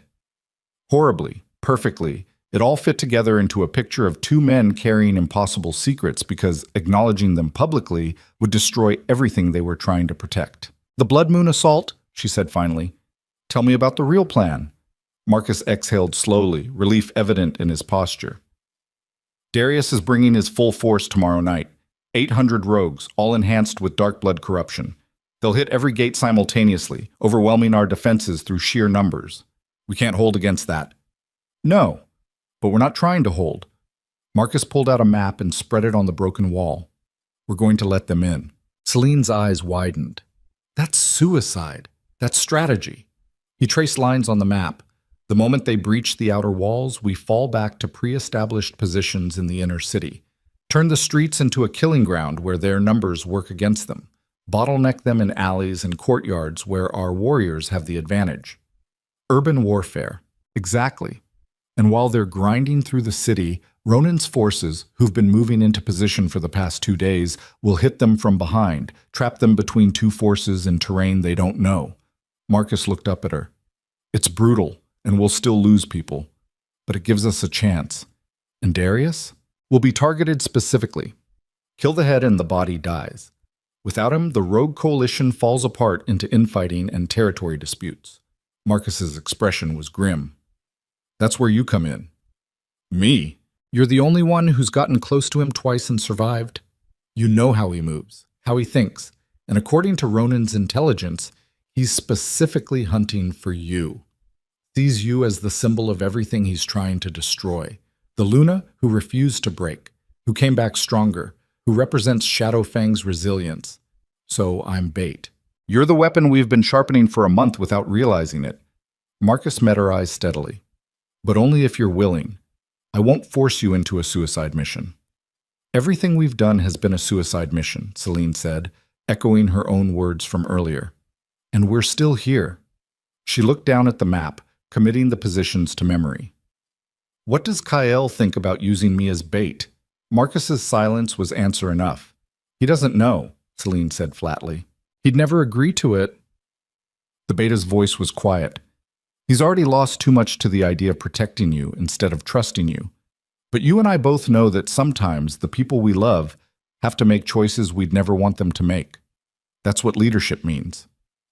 The words settled heavy in the space between them. Celine thought about everything she'd survived to get here.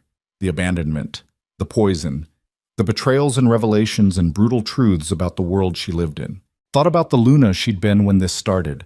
Soft and desperate for approval. Willing to make herself small so others would feel big. That woman was dead, had died bleeding in the mud while her mate chose someone else. What had risen from those ashes was something harder, something that understood that strength wasn't about never breaking, but about what you built from the shattered pieces. All right, she said, tell me the plan. They spent the next hour going over every detail, positions and fallback points and signals that would coordinate movements across the battlefield. The risks were astronomical, but the alternative was waiting passively for extinction. As false dawn began to lighten the eastern sky, Marcus stood to leave. One more thing, Celine said.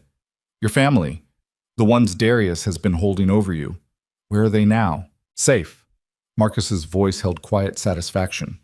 Ronan extracted them 3 days ago while everyone was distracted by the first attack. They're in the northern territories under heavy guard, beyond Darius's reach.